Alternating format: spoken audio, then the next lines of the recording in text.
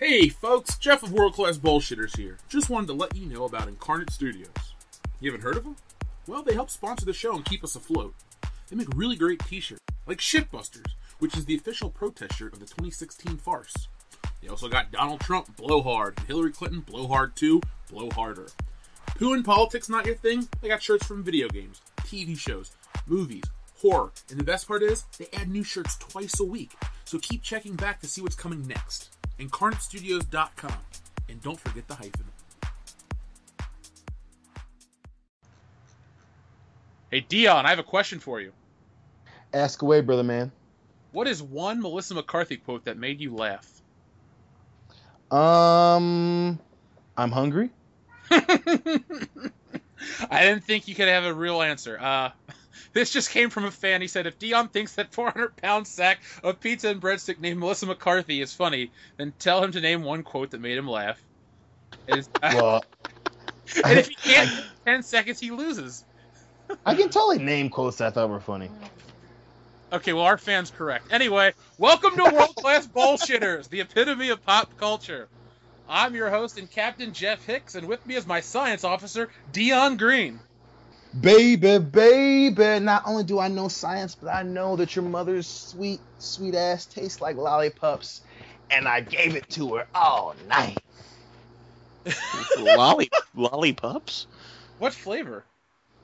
Cherry, but that might be a mistake. That might be Beer. Up next is everyone's favorite red shirt, Eric Louderback.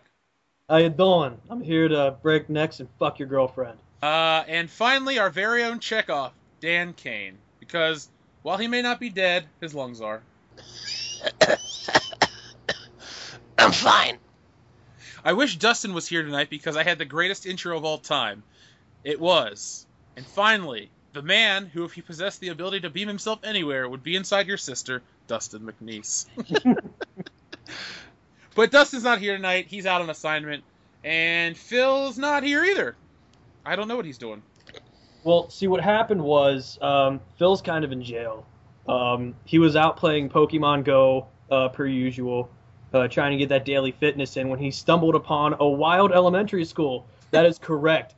Phil evolved right into Pedophil, and we will never see him again. Oh, well, Doctor, we're thinking of you in jail. Did you get railed by Big Bubba in the sale? Well, it's not time for a cock meat sandwich, but it is time for the show's preview. So it's been kind of a week for pop culture. Yeah, we had Comic-Con, but we had an impromptu Bullshitters episode, so we covered our Comic-Con stuff big time. Yep, done. Did anything from Comic-Con pique anyone's interest? Outside of the Defenders being announced and season 3 of Daredevil and Punisher being announced, that really was it for me for Comic-Con. Nothing else really exciting, dude. I mean, besides the Justice League trailer being dick. Well, there was nothing comic book related out this Comic-Con. Oh, well, that's disappointing. That hurts my feelings. It should. So this week we're going to do a quick roundtable of The Killing Joke. We're going to review Star Trek, and we're going to cover our favorite under movies. But before we get into that, a shout out to the listener of the week, Frank Rivet. Frank, I love your comments. Keep them coming. So it's time for the news because next week it's irrelevant. I will start because this is actually really fucking funny. Ghostbusters just keeps shitting the bed. It was bested by Batman, The Killing Joke. You heard me right. A cartoon in only 1,000 theaters beat Ghostbusters that is in 3,000 theaters. That's pretty much it for Ghostbusters. It's number 5 at the box office in its second week. And my guess is when Suicide hits, it'll be out of the top 10. Yeah, it's done. Yeah, all this talk about how it was going to be this movie that makes everybody love it and it's going to reinvigorate the franchise lasted a whole week. Thanks, guys, for showing up. See ya. Never. Thank you, social justice warrior bitches. You didn't do anything. Remember that one time everyone thought the new Ghostbusters movie was going to, change everything for the better? Nope. Not even Honestly, no. I remember the new Ghostbusters movie being recited as terrible and getting one of the most disliked videos of all time on YouTube. Don't take everything you read online to be true, because that's just sexism. We all hate women, remember? We're terrible, misogynistic people because we don't kiss ass. That's not fair. I don't just hate women. I hate men and everybody else. All Well, too plus dangerous. they all kind of hate you, so I guess it's an even fair trade. I am an I equal can- opportunity asshole. You equal opportunity asshole? What? Yes. No. But What? while we're talking about the Killing Joke kicking Ghostbusters' ass, it grossed $3.8 million in its 2-day run. There's only one problem, Dion. What? It's getting eviscerated by fans and critics alike. Now, Dan and I went to see it. Dan, what'd you think? We didn't really get to talk to Phil about it before he died. I Who's miss in him so jail? little. You don't know what happens in jail.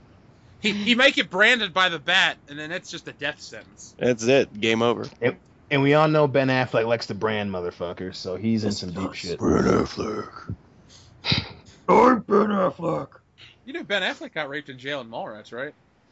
Yeah. Is it like a graphic Man. scene? Was it what? Was it a graphic scene or was it like made for TV movie? You saw Ben Affleck holding the prison bars, and then a big tattooed hand gropes his. Yeah. So there was some butthole penetration. Whoa. That's made for TV. Yeah, How you doing? I watched it on my TV many a times. Dan, what were your thoughts on The Killing Joke? You're not a big comic book fan, and you've never read the book. So, as a story, how was it to you? As a story, I liked everything after the whole Batgirl half-hour drama bullshit. How dare you? That's sexist. I know! And you know what the worst part is? I never learned to read. No, the worst part, Dan, is that you're assuming Batgirl's gender. Can't it just be Bat person? I'm so The sorry. tits and the long red hair make me say no. Hey, And her fucking Batman makes me say no. Yeah, because Batman's not gay, and it's not even a possibility. Yeah, not at all. Isn't that right, Robin? Well said, Robin. isn't that so bats? Even Mark Holy Hamill's blue balls, ass Batman. sounded. Mark Hamill didn't even sound too good in this movie, Dion. Oh, that disappoints me, man, because I was totally gonna go see it, but you know the whole ball and chain and how I couldn't drown him. You called the wrong people then. That's terrible. If you lived closer, Dan would have house sat for you. House sat That's right. it's on fire. Let's set that house. I'd have set your house on fire and the house three houses down on fire. That way, Dan no would have really suspicion. sat on top of your house. Totally. I like your plan, Dan, the man with the bad, shitty heart. Right. The Bad Shitty Heart. I like that name. BSH. BSH. So while I have some news, I will wait to read the rest of it. Who else has news? Let's see. What I got here. Oh, they have decided that they're going to do a trilogy of Han Solo movies because they are already assuming that the first one's going to be so fantastic. Well, let me tell you something, sir. I have my rant on Monday, and it's about Star Wars. So, if you want to hear my opinion then, just watch that video Monday morning. I have a lot to say. Oh, shit, America. Dion, Dan, what else you got? Loudy? Parent, No, you got Dan, something, go. Loudy? No, go. It's not as important, Dan. You go. Apparently, they are going to make a sequel/reboot of The Rocketeer, and it's going to feature a black female lead as the main character. It's just what I always wanted.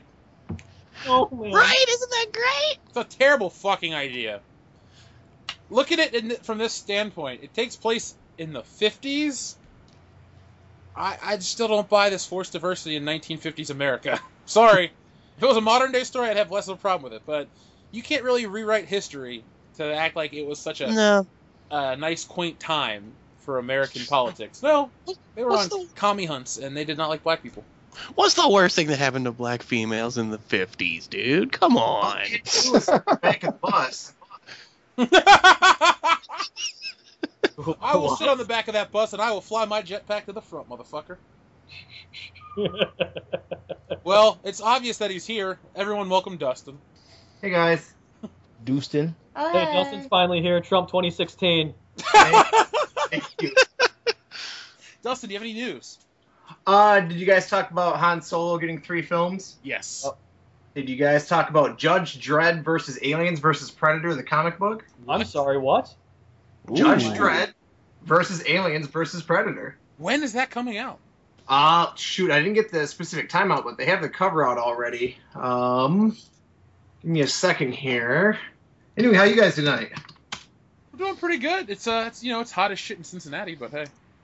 You tell the viewers that we have a special video coming out here in the next couple of days?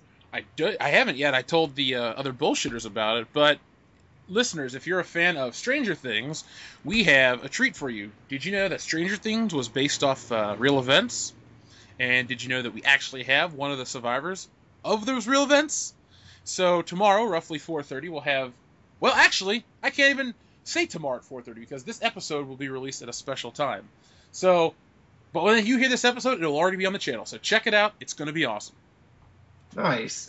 This is not giving me a release date, but they're acting like it's already out. So I'm guessing either next Wednesday or if it didn't drop this past week. So next Wednesday at the latest. I can't wait because I'm going to Nice. go read that online. I was gonna say Judge Dredd. My only exposure to him was the Dredd film, and what a fucking badass he was. Don't watch the 1995 Judge Dredd film. Why? No, Or do watch it. Do watch it. Always watch it. Why don't you watch yourself go fucking yourself? That's what I usually use my mirror for, isn't it? I thought that was the only thing it was for, is it not? Did you guys talk about what Kevin Feige said about the new Spider-Man franchise? Oh, We haven't supposed to be talked like about Harry it yet. Potter or something. Yeah, how he wants to make it like the Harry Potter series and have 3 consecutive films be his Peter's sophomore, junior, and senior years in high school. I'm Yeah. already over the teenage Spider-Man. It hasn't even come out yet. Sorry. You know what? I've The been a only thing Spider-Man that- fan for like 25 years. High school Spider-Man's not that important.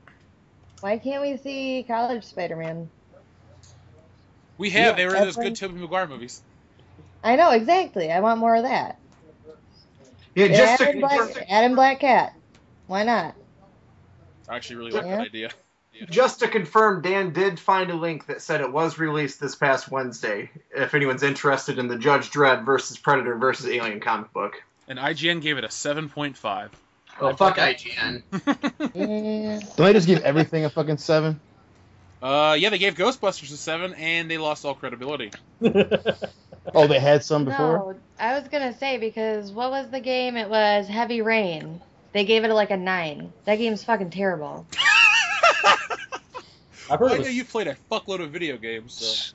Press button to scream for your son. Okay. Ah! Jason! Well, Jason, Mel Gibson, just give me back my son. son. The money! My son. What else do you guys have? I have some more. What do you got, Jeff? Please. Well, I have really good news. Elba has officially said he's not interested in playing James Bond, citing that he's too old. So hopefully this kills the outcry for a black James Bond that the internet wants to see so badly. And in other news, the white remake of Shaft starring Michael Cera has officially been canceled. I think it's safe to say we all dodged a bullet there. You say you have Shaft? So did he. What? A white Shaft remake starring Michael Cera. What the fucking fuck? Could you imagine Michael Cera singing the Shaft No! song? No! I can't imagine Michael Cera doing anything cool. Come on, guys. This is really important. I mean, Well, come cute, on. Michael Cera. Also, the word on the street is that the NX it will be less powerful than the PlayStation 4. So, Of course it will be. fuck Nintendo? It's also supposed to be portable. Which is cool, but if this is a console, it needs to be powerful. I want 4K gaming, because I'm Phil. No, I just want a 1080p system. I want it to be more powerful than the PS4 and Xbox One, so I can buy a Nintendo and play Grand Theft Auto 6 and The Legend of Zelda and Super Mario and WWE. Is that too much to ask for? Apparently. Probably. Well, you never know until you ask. At least they're going to release all their classic games on that one NES thing again. That's the one thing they're doing right now. Well, we gave them enough praise that 1 week, so no. Time's up. Oh, wow. Anybody else? I did. Oh, they announced. Oh. This nice little article. Nice little funny thing. Apparently, a son replaced his family photos with pictures of Steve Buscemi headshots. And wait for it. It took his mother 5 days to realize that he did it.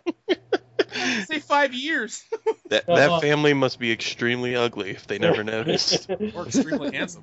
I mean, Mom was probably looking at the picture like, God damn, when did I get better looking? Holy shit. Were Oh, my wait, eyes that's always Steve this crooked? Buscemi. Oh, what your teeth were. Sorry. Oh, I got some bad news if you'd like me to say it. I'd love Say it. it. According to Slash Film, they're putting out there that Robert Downey Jr.'s replacement is going to be the Riri Williams character. So if you ever wanted to see the MCU die, you're pretty close. That's it. That's it. It's coming. Yay. That is the worst idea ever. Pretty dumb. Apocalypse Her now. name's Riri. Why the fuck? Because it's a black character written by a white guy trying to sound, sympathetic and progressive. So, but really, he's he just a wanted big to fat call her- bald-headed cunt. He wanted to call her a retard? Pretty much. That seems a little racist to me. She has and an sexist. She has an afro and hoop earrings. Of course she does. Every black woman I know has an afro and a ton of hoop earrings. When she shows up on screen, I want Sweet Georgia Brown to start playing. I mean, She's not wearing more than 12 pairs of hoop earrings. She's not doing it right. I want her to be played by Sweet Brown, personally. She ain't got no time for Nobody that. got time for that. I'm pretty sure Sweet Brown has time for a Marvel Cinematic role. Or she could play Commissioner Gordon. I had to go and grab my Iron Man suit, but I was real thirsty, so I went to go grab a cold pop. Then I, And use I my said- repulsor rays then I to said, start you know what? barbecuing. I hope somebody's barbecuing. No, that's just the Mandarin in his Extremis project. Oh. Let's keep this rolling. Do we have much more news, or are we going to move on to the debate? I have one other thing. They've already announced Star Trek 4, and Chris Hemsworth is supposed to be back in it. So I'm assuming he's going to be a memory or some bullshit. Yeah, but Well, say maybe he goes back in time. Good. Yeah. I would Hospice hate that. artist went back in time. No, I think they've already said that that's what it is. Because he was the main character's dad, right? Yeah. Yeah. Yeah, he's they Kirk's dad. time travel and they cross paths and they interact. Ooh. So, I like that. is it going to be like Back to the Future, where he prevents himself from being born? I don't know. Butterfly effect? I don't know. Who knows? You only Dion, hope. while you brought up Star Trek, what'd you think of the new one? I really liked it. It definitely did, did feel like a Fast and the Furious movie in terms of there are a lot of questions in terms of the plot. But I was really worried because Justin Lin was the director. But I thoroughly enjoyed it. It did kind of piss me off that they released in the fucking trailer that the Enterprise was destroyed early on in the film. But, I mean, it pretty much made up for it. It was very good. And Idris Elba was a great fucking villain, man. I thoroughly enjoyed it. Was he that great? Because I didn't know it was him until I read the credits. Actually, Well, I didn't realize it was him until I looked at that computer screen. I knew that he was in, obviously, from looking at who was in the movie when they released the cast.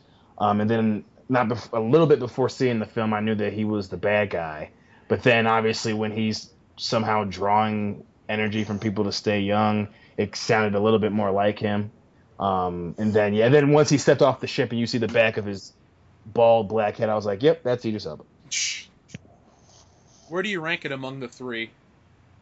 I'd say it's third best among all three. I think In the Darkness is my favorite, then the first one, and then this one. But this one's pretty damn close to being second. It's really good.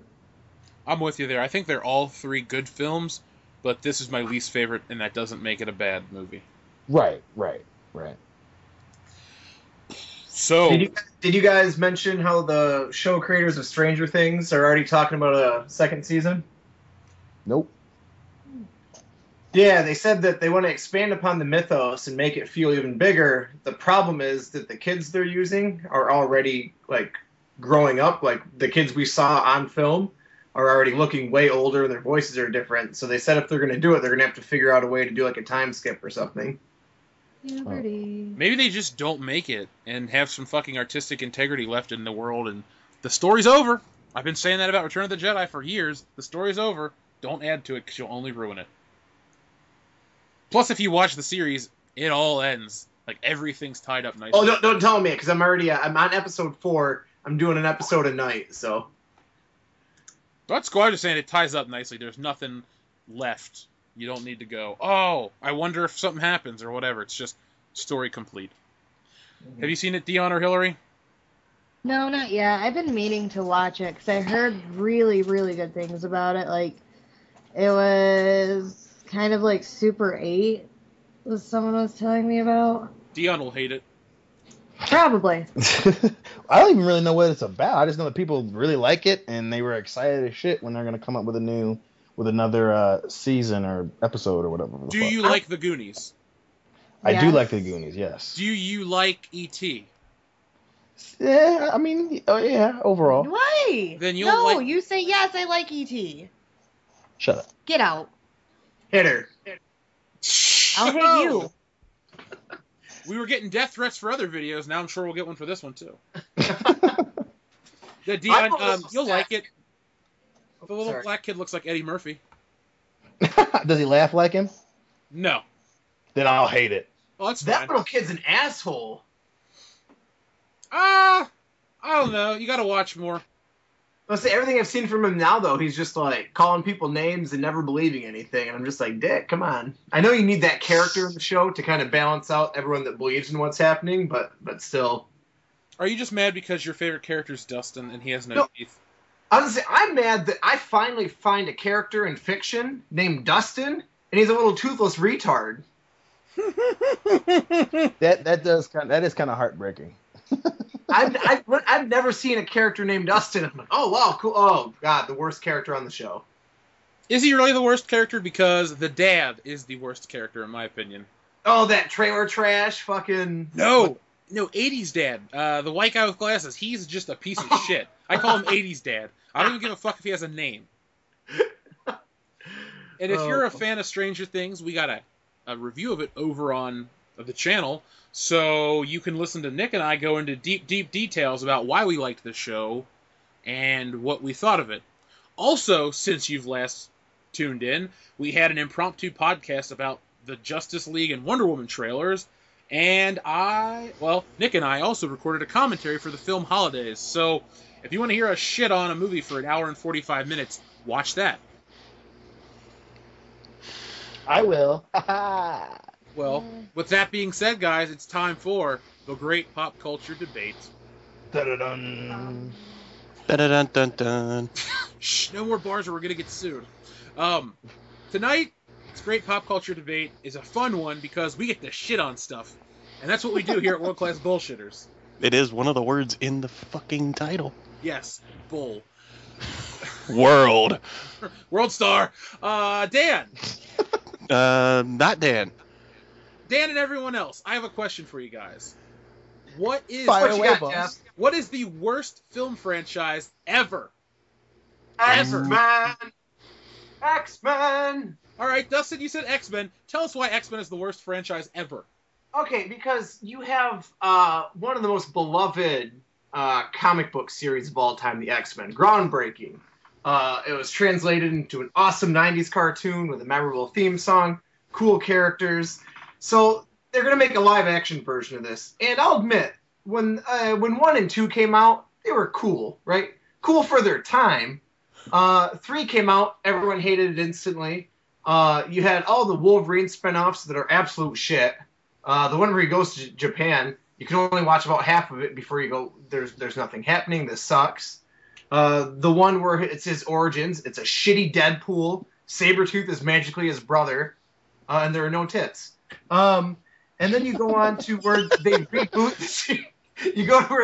the series, and they kind of fuck with the timeline, and they're like, oh, we're keeping it, but we're altering it, and all this stuff is happening simultaneously.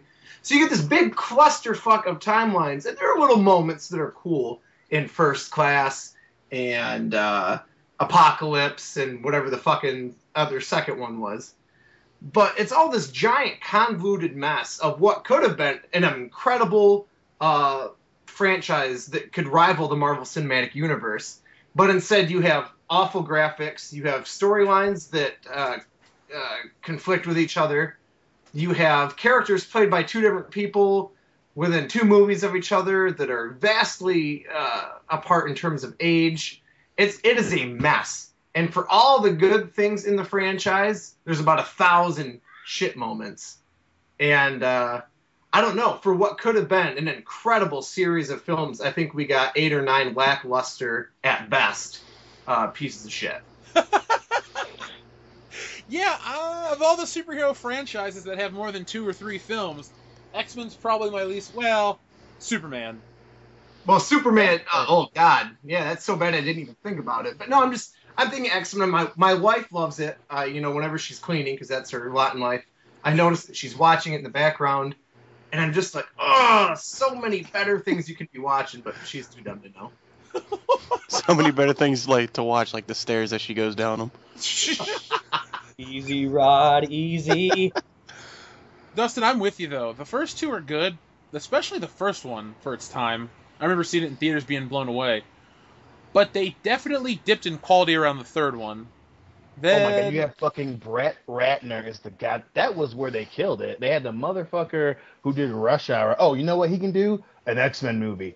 Sign it. Well, no, and Jeff, I need to point out, you did say for its time, because I went back and tried watching 1 and 2 again, and I was mad at myself that I ever liked it in the first place, because it's the cliche, everything's building towards the bad guy, Magneto doing this one big thing that's going to do it, and I was just like, man, there's nothing unique about this except for this guy has metal claws coming out of his hands. Beyond that, I was just like, it looks like shit, the acting shit, the music shit, like, I don't know. Like someone just took a shit and said, here you go.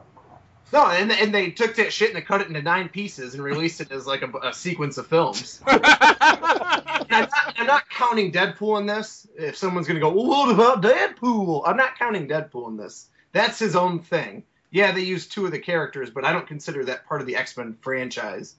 But even if you did, you could make the argument that it's probably saved the X-Men franchise. Because fucking Apocalypse sure as hell didn't. Yeah, but Dion, we were given Deadpool, which was great, and then we were kind of shit on again with Apocalypse. When you have a title like Apocalypse, the movie should feel big, but it didn't. I don't know if the destruction was on too small of a scale, if the characters weren't investable, if that's even a fucking word, I don't know. It is now. It is now. I'm a freelance writer, goddammit. I do what I want. I was about to say, I was like, did you go to school for that shit?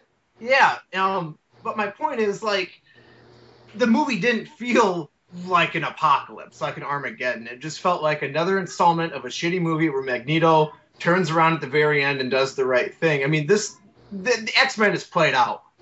I don't want to reboot, and frankly, I don't want the MCU to take over. I don't want them to mix with... X-Men needs to die is what I'm saying. That's why it's shit. It had the potential to be incredible, and at no point did it ever come even anywhere close. So that's my argument. I'm with you, dude. That was never even like the franchise at any point in time. Because everyone loves to go, oh, X-Men revived the superhero genre. No, it technically never really died because Batman and Robin sucked asshole, but Blade was out the very next year. Yep. Nothing really came out in 1999. In 2000, you had X-Men, which was a hit, but it didn't change anything. It was Spider-Man that changed it. And during the whole original X-Men run, Spider-Man was the superior franchise. Eventually, it was the Batman franchise, then the Marvel franchise. X-Men has never been the superhero franchise. It's always been like the Kmart Avengers, just not good enough. And that's a shame because you have a roster of probably like 100 characters, probably 20, 25 great ones. But you have this giant well that you could pull from, and really all anyone knows is Wolverine because of Hugh Jackman, Professor X, and fucking Mystique because of that big titted drunk bitch from The Fappening. Sorry, he was getting triggered there thinking about those big floppy white titties. Oh, I was ejaculating. If there's ever a way to have a stroke, it should be because of titties. So I am not going to tease you on that one, bro. If you gotta go with a smile. High five. Going to their house. Those titties. Hey, Dion, would you like to go next? I would love to, boss. My series was a little bit of a, not obscure, but one that is close to my heart, which made the pain of it sucking even worse. I decided to go with the Chronicles of Riddick franchise. You have the first movie, Pitch Black, which came out in 2000. It was Vin Diesel, Cole Hauser, some European bitch that was kind of cute, which I was hoping her titties would come out, but they never really did, and she was all sweaty. But I digress. That movie was awesome. Right. Titties. But it was a great movie. It introduced a great character in Charles B. Riddick. He's a prisoner of Cole Hauser, who you think is a police officer. Turns out that he's a mercenary. It's in the future. And as they're being transported from one planet to another, they get hit by a meteor shower or something. They crash on this planet.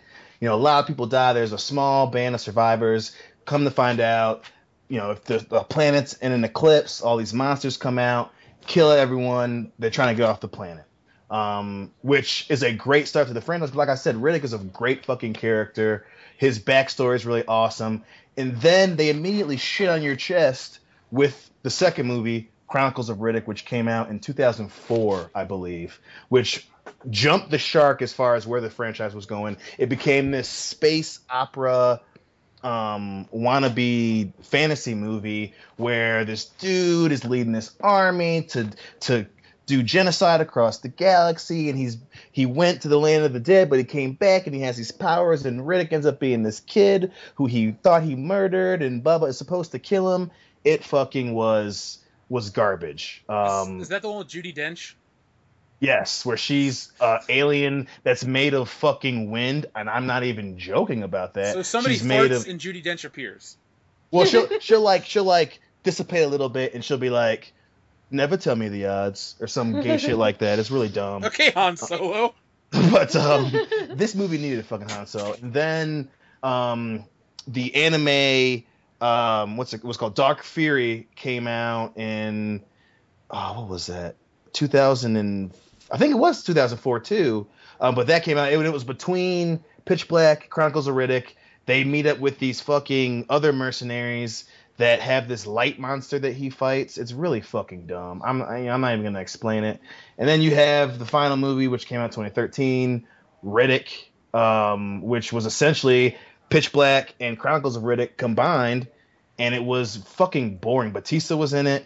The bad guy from Bad Boys 2, the Cuban dude, was in it. Like I said, it was a very boring movie. And I thought it was going to revitalize this franchise, make people give a shit about the character Charles B. Riddick again. But it was so goddamn boring, and I was like, God damn it, if I could say it again. But this if you talk about a franchise that had potential to not maybe be a fantastic franchise, but be a franchise made up of really great characters and a great story arc and a guy that you could root for who you believed was a badass, this was it. And they shat the bed, and it broke my heart. So you root for a bisexual breakdance instructor? Well, being your friend, I got to make some goddamn cuts in my relationship. So, I mean, hey. What? Never mind. Dion, what makes your film series shittier than the X-Men films? Because there is literally Try to justify this for me. There is one good one, Pitch Black, and you have every follow-up movie. The first one was an accidental success, and it was a small budget horror film that not only did you care about them living, but you're essentially rooting for this guy who is a bad person who's killed people, and you find out more about him, and you want him to get off the planet. You want him to get out and just and see what he gets into as a character. But then the second movie, which even though I kind of like it, is fucking weird, and you don't know where the story is going. Why is it way different than the first one? Then you have the anime that comes out to bridge the two together, and again, it's just a fucking weird anime. It's like, why make it if it was just going to be this weird fucking nonsensical storyline? And then you have the most recent one, and again, you're thinking, okay, it's going to be good. It's going to revitalize. It's going to make everything make sense. And then again, it's fucking boring. So out of 4 movies, one of them is pretty good, and the rest are a fucking mess. Are you good at math? Because that's 25%. At best, 22.2 is a repetitive percent of mine is good. It's more like 11.1% though. Well, all that nonsensical bullshit aside, it's still one movie out of 4. And again, like I said, one out of 9. The potential that you had, it was a cliff. It fell off a cliff really fast, and it was just disappointing. I will keep talking over you. Oh. I heard the word fractions, and then I just looked away. I hate Math. All I'm saying is that your franchise never had the potential to be big, and still 1 of 4 was good. Mine had the potential to be huge and a staple in the comic book world, and instead it was shit in only 1 out of 9. So. Yeah, well, yours is still going. Mine, 1 was brought back because of fucking cult fans who essentially just wanted to bring the film back to see where it was going, and it was still bad. I mean, at least yours is still going on. It might be bad, but it's still making some form of money. Some people out there like these shitty movies, but mine had 4 shots and missed 3 of them. Yeah, but mine's bad. Like, it's like a herpes outbreak. Yours went away. The outbreak went away. Mine's a perpetual herpes outbreak. That damn perpetual herpes. Well, I don't know what to say after that one, so who would like to go next? I'll go next. What the hell? Why not? My franchise, I was kind of caught between a couple, but I'm going to go with the Final Destination franchise. Get the fuck out of here. Well, guys, it was nice seeing everyone again. Please tell us why Please tell us why it's so bad, and I'll tell you why it's just okay. I'll tell you why it's just okay. I won't tell you why it's bad. I'll tell you why it's just okay. Mainly for me, I don't need more than 1 movie to show me outrageous ways for people to die. I mean, the first one, if I remember correctly, there were 5 of them. Refresh my memory, the first one, that was where the tire comes off the NASCAR track and kills an entire section of people, right? Wrong. No, that was like the That's 5th the one. 4th or 5th one, dude. The first one's the airplane. Fuck, I guess I missed I don't think you've seen the Final Destination franchise. Even I've seen some of them, and I hate horror movies. That is true. When we watched Jason X, you turned around and stared at the wall for 90 minutes. I did. And this was Jason X we're talking about. Yes. That's because it was Jason X. It is a horseshit movie. I know, but I love it so much. If anyone tries to defend that, you're fucking fired from this show forever. Okay, I'll go. So I picked a franchise that is near and dear to all our hearts, but I hate it. That is the Pixar animation franchise. Ooh. I'm just fucking with you, dude. It's Transformers. Okay. I was gonna get really depressed. I was like, I'm quitting. Finding Nemo. I'm fucking quitting this goddamn show. I made the rule that I had to see at least 3 movies in the franchise. Now, I've never seen a Harry Potter movie. I haven't seen half the Pixar movies. I've never seen a Lord of the Rings movie all the way through. I've seen one Hunger Games. All those franchises to me suck. Even Jurassic Park's not that great, but it's not terrible either. But I've never, ever watched a franchise that is as terrible as the Transformers. So let me tell you why it hurts me to tell you how shitty Transformers is. I liked the first movie. I thought it was okay. It was the last movie I saw before going off to college, so I guess I have nostalgia. But it was at that time where I didn't hate Shia LaBeouf. He did Disturbia, that was a decent movie. And Holes. They ate him. Yeah, I'm just saying, like, he wasn't a shit actor. Well, he's gotten a lot better. My point is, I was cool with Shia LaBeouf. I liked the Transformers cartoon enough as a kid, Generation 2. So I was on board. So Transformers 1, I saw it, I liked it, like 6.5 out of 10. Forgettable, but dumb fun entertainment. Then, we get to fucking number 2. Number 2 was so bad, I went to sleep during that movie. Dan, you were there. I don't think You honestly told me, wake me up when they bring Optimus Prime back to life. And an hour later, I was like, hey, he's coming back. And I woke up for that shit.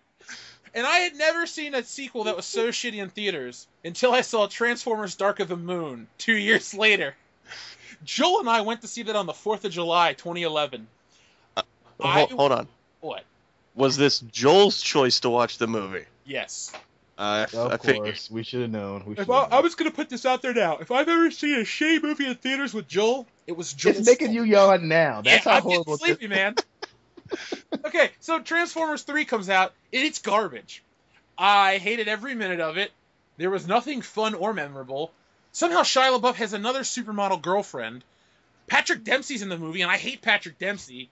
Optimus Prime gets his arm cut off. Leonard Nimoy's in it for like 5 seconds. Ken Jeong is in this movie too. What the fuck ever. This movie. Why? Yeah. So, you'd think that'd be the end of the fucking franchise. Nope, there's a part 4. Now, I was smart enough not to watch part 4 in theaters. I watched that on Joel's not here. I watched it on Netflix, and I fell asleep because it was so fucking retarded. I can't even tell you what the second half of the movie is. I just remember the part where Marky Mark's like, "Oh my god, we found a Transformer, what do we do?" And that was it! And then his daughter sleeping with a guy that's over 18, she's under 18, he carries a card that says it's cool to fuck. It's a stupid movie. There's nothing redeeming about it. I didn't even make it to the Transformers part.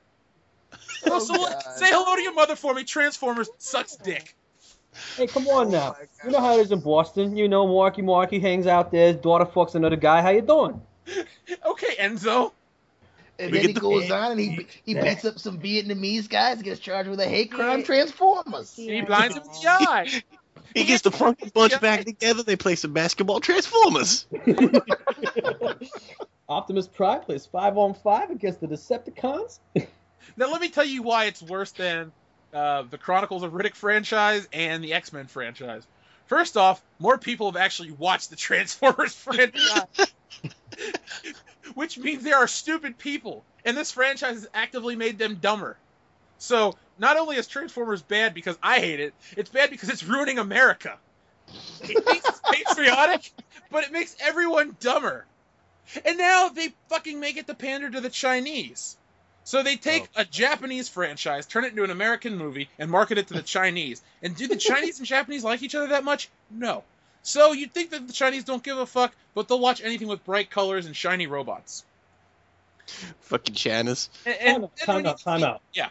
I thought there was Japanese people who did that, because I do that all the time. Well, stick with your No. Fast and Furious 3. Ja- Japanese people can't see right. They don't open their eyes all the way. Oh, okay, I'm sorry. And then All if right, you want to there compare to it the is. X-Men franchise, there, with the exception of like 3 movies, every X-Men movie is better than all 4 Transformers movies. And that includes the first one.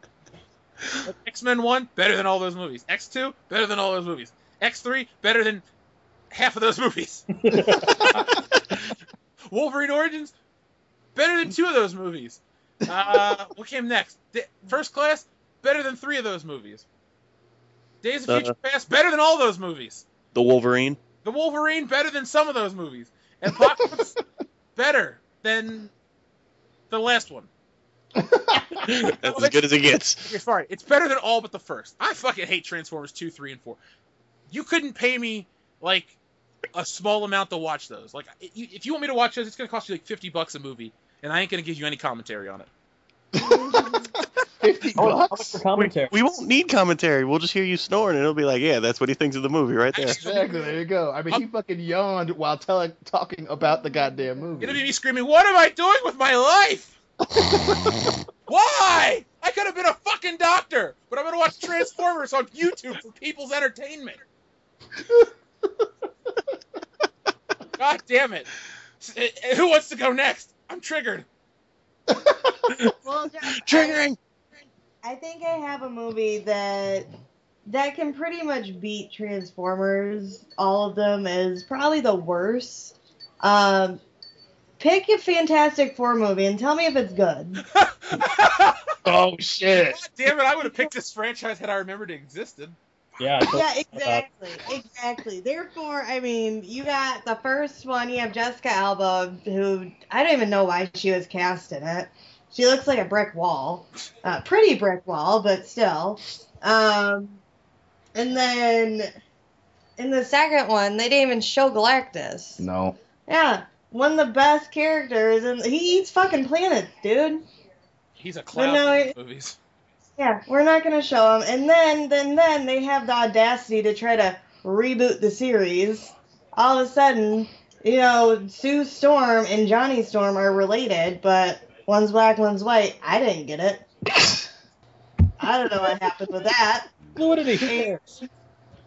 Wait, They're supposed to be Hillary, brothers. what you're saying makes you a racist. Even though you're married to a black man and have a mixed baby, you're a racist for saying it. Racist. Racist. Person's black and person's white. She was adopted, I think. Was in the she movie. adopted? Yeah, she was adopted. It's See, still that makes still sense. But in the stupid. movie, they just like glaze over it, and because I don't know, and then it was just bad. It was so bad. I can't think of a good moment in a Fantastic Four movie. The part where The credits. That's not even good. hey, the Yeah, it coolest is, because part then of you that- know it's over and you can leave. The coolest part of the I know. movie is where the Human Torch was in the snow with that girl, and he turned the snow into a hot tub, and she got naked. That's But what. did you get to see anything? No, I was 17 and really horny, so fuck it. I would have watched anything. Yeah, but watch it now. Watch it now. Oh, No. I tried. It was on Netflix. I just went to bed. Yeah, exactly. Exactly. I mean, Felt like you were watching Transformers. if the first Transformers was on TV and you were just kind of sitting there, you wouldn't turn the channel. You'd probably like, yeah, fuck it. If any of the Fantastic Four movies came on, you'd probably turn the TV off and go to bed and be like, I just don't want to live this day anymore. It's 3:30 in the afternoon. I'm tired. Yep. Life is so I can- draining. 12-hour nap. So, to Dustin's point, yes, the X-Men franchise, it started off really good and then took a dip. With Dion, again, it started off really good, took a dip. With Jeff, it started off okay, I guess. Then it took a nice slide fall. Then I got shat on. Mine just never started good. It was just bad, and it should feel bad. Well, I just have one thing to say, Hillary. You went from Yeah. the 1994 movie where they literally drew the Human Torch in as a because they couldn't afford Oh, effects, God. so they drew it in and animated it. Then you go to the 05 one, which, while it is not a good film, I can list to you 10 superhero movies that are shittier than it, and it includes Batman v Superman and Man of Steel. And Oh, then- dude, Batman v Superman's bad, but the first Fantastic Four movie, fucking, you have the Human Torch. Oh, you're hot, and it's fucking Captain America. Thank you. I want to punch him in his dick. Like, oh, fuck you, dude. Well, maybe if you were giving hand jobs to the listeners, you wouldn't be thinking about Captain America's flamey cock, but whatever. Captain America's flaming cock. Yep. All right, so you're telling me we've got a competition between Dr. Manhattan swinging cock and the fucking flaming cock now? What the hell? Somehow I think the Human Torch could burn off Dr. Manhattan's wiener. I'm just saying. No, it's Dr. Manhattan though, man. He'll go quadruple super mega hyper Cancer. supernova. Cancer. Quadruple Cancer. super I mega. win. Well, John can give you cancer and then turn into a car, but whatever. That's okay. Hillary, What I do you think just you, tell him? Hillary, I think you chose an excellent franchise for being I a think piece she of won this shit. one. I don't know if I should feel good about that. Well, You should. who's Feels like next? she needs a shower now, apparently. I got a Goldberg question for you, Loudy. Who's next? Are you going or are you going to give it up? I'm giving up, man. I fucked this one up royally. Dan, would you like to go? Hey, everybody. That's all right, Loudy. I'll pick up the fuck it Final up thing right here. Thanks, buddy. I didn't watch movies. All right. For my film franchise, which is completely terrible, even though I know Loudy's seen all of them because he has bad taste. And I've seen exactly zero of them because I have not as bad taste. I have picked the Twilight Saga as a whole solely because it ruined vampires for people that actually liked good shit. It ruined werewolves. It somehow ruined romance because people that act like paper can apparently fucking make love to people now. It ruined acting because not one person in that movie knows how to do it. And yet, it still made $3.3 billion as a total because 15-year-old girls have money now, and that's a problem. And just so Dustin can watch this later on and not have any arguments, My highest rated movie in the franchise I picked doesn't even have a 50% on Rotten Tomato, where almost half of his... Hold on, I'm going to count them up right now. Only one of his does worse than one of my movies, and one of mine goes down to 24, because most people realized at that point they should just stop fucking watching. I didn't think Twilight fans could fucking count that high. 24? Well, Dan, I have a challenge for you. See, what was the Fantastic Four movies on Rotten Tomatoes? Fantastic. All right, give me 1 minute, because I did not have that franchise up. That's fine. You know what? But anyway, I mean, that's not a horrible pick, man, because those movies fucking blew. They're really bad. They made There was so nothing. much goddamn money, though. There was nothing good about any of them movies. You know, the worst part of all of them is that none of them got me laid. That was the worst part. That seems to be a problem with you overall. There are a lot of movies that you watch that do not get you laid, and we need to have a serious talk about the movies you choose in order to get laid. I'm fucking worried. Okay. I mean, Titanic didn't get me laid. None of the fucking Twilight Saga got me laid. We need to figure out what movie has gotten you laid. Figure out what about it was. And then we got to cross-reference that with which girlfriend you had. All right, Well, so my argument kind of gets shot in the foot now, because all of the Fantastic Four films don't have a 50%. All the Fantastic Four films don't have a 40%. Yeah. The newest one got like 9. Newest has a 9%. The best has a 37%. And just think, that is still higher than Batman v Superman. So by ratings, are we saying that Batman versus Superman is not as good as the Twilight Saga? Apparently. Hey, Are we gonna discuss that right now? Is that where we're going? Rating wise, we could say this. well, you can ask me what I'd rather watch, Twilight or Batman. I'm going a TV that's not on. I'll go take a dump in a corner and stare at it. My favorite rating ones are Jeff's picks for the Transformer films. First one gets a very nice 57. That's not completely terrible. And then it goes to 19. Then it jumps back up to 35, just to go back down to 18. So the next one's going to go up to 26, then go to a nice And then go to nine. negative 42.5. Thank you. That was not intentional. So, Dan, what franchise did you pick again? I picked Twilight. Okay, sorry. I was triggered and I phased out for a moment. You needed to walk away. I understand. Yeah, well, it's 1,000 degrees in my house. I needed to get a cold pop. In this case, it was cranberry juice. Any more? Did you smell some smoke thinking someone was barbecuing? Yeah, but I ain't got time for that. I got the show to deal with. You didn't grab those shoes or nothing, did you, Jesus? You gonna get bronchitis. I walked to my kitchen. I would say, though, my only argument against Twilight is it wasn't to appeal to you. It was appealed to 13, Retards. 14, 15-year-olds. Exactly. And it succeeded. My It 65-year-old aunt watches those movies religiously. Well, yeah. There's always at It's least one like exception to the rule. Super young or, like, middle-aged women who have some issues. I don't know. But it's one of those things where it played to its audience, and it fucking won playing to its audience. No. Fantastic Four didn't do that. It just shat on the bed. Nobody came to wipe it up? Left. It shat on a bed that was, like, it shat on your bed, and just left.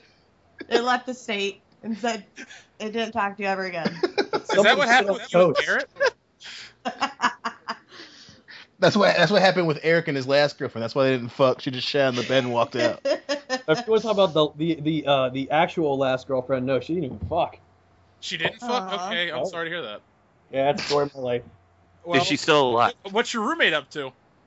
Fucking. Fucking her?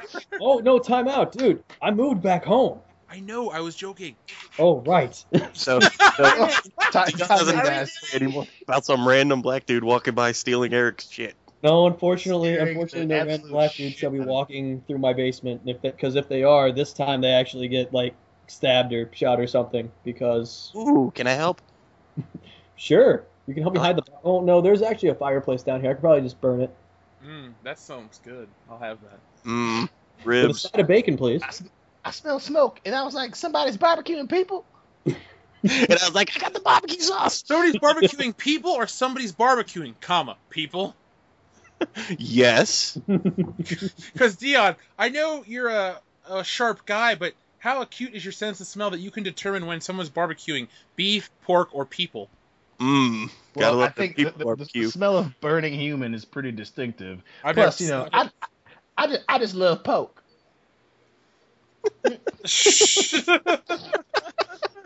Gotta love that pop. That was a delayed reaction, but you guys got the gist. You got the gist.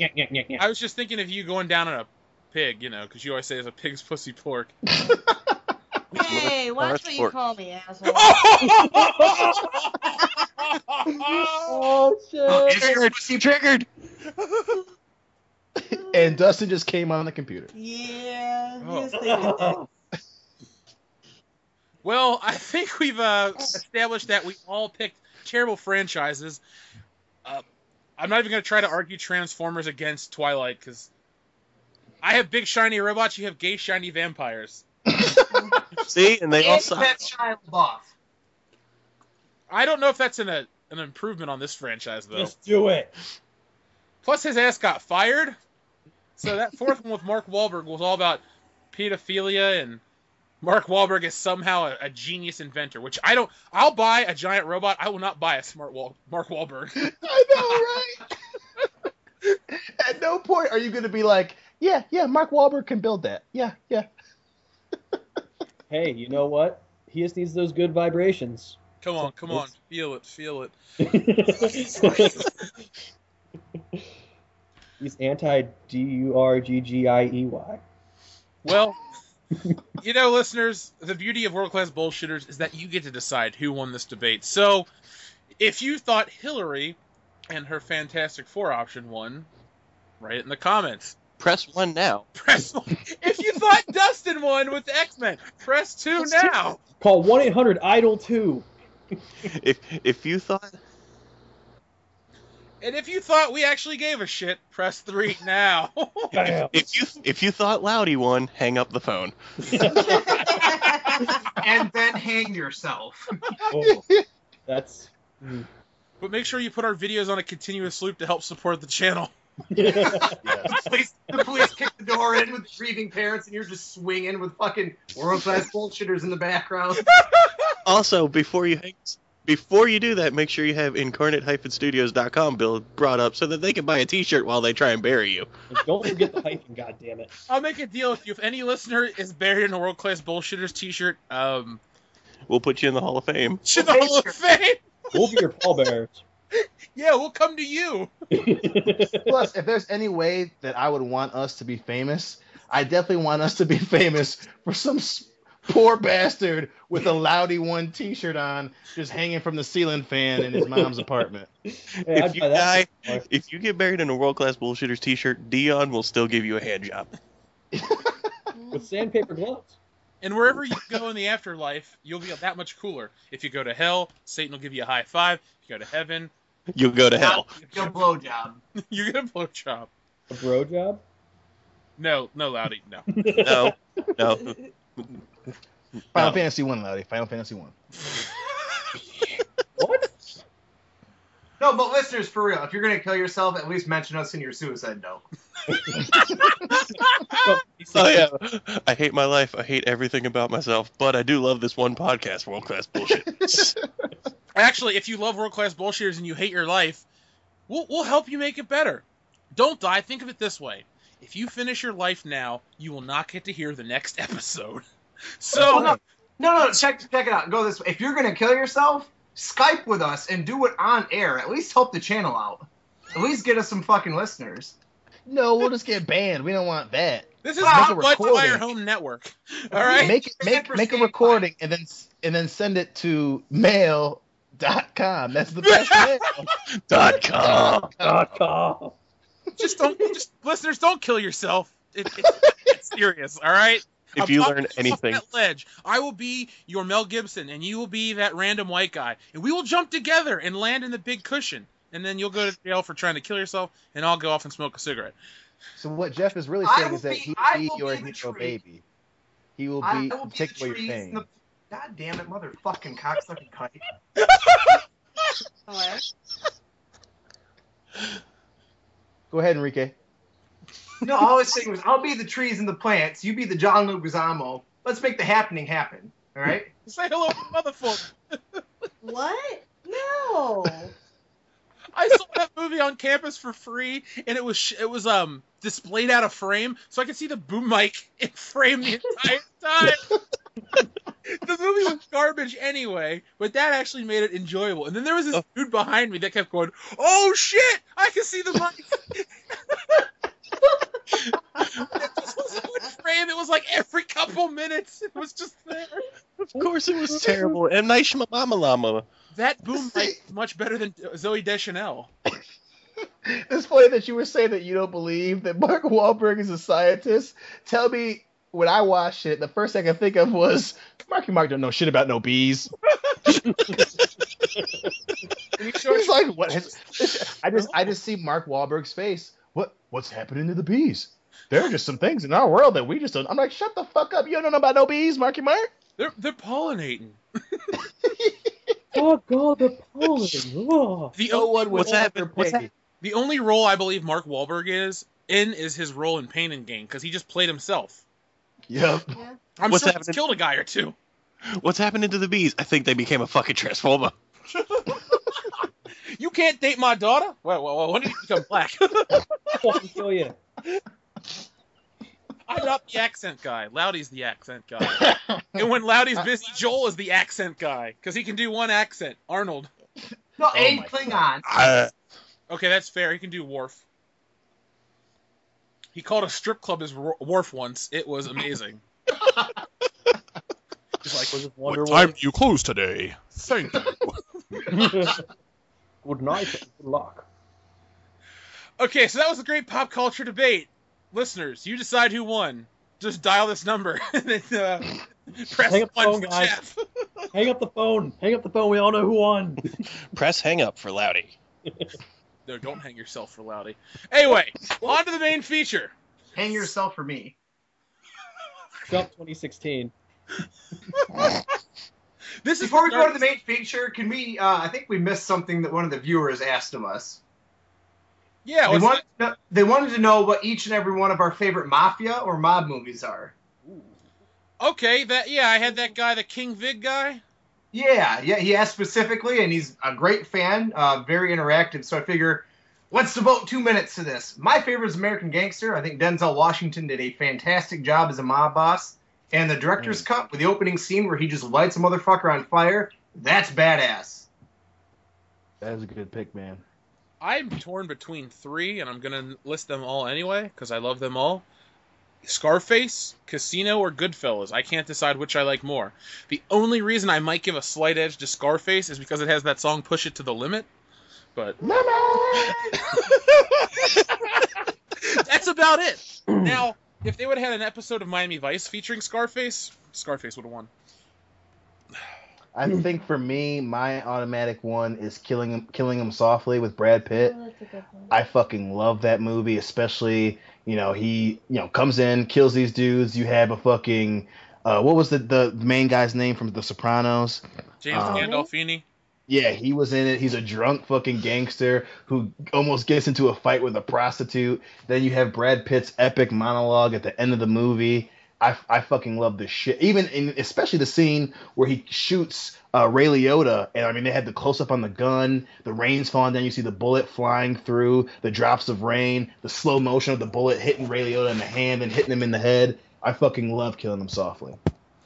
Hey Dion, what was that Ray Liotta movie where he was on the airplane as the criminal and you didn't know if he was a bad guy or not? He was like a captive. And then the airplane got taken over by hostages. Or, not by hostages, by fucking criminals. By who? Some hostage criminals. I know what you... It's not called Flight, Shit. is it? I almost said Insomnia, but they weren't on the plane on that. Insomnia's Hold with on. Robin Williams, isn't it?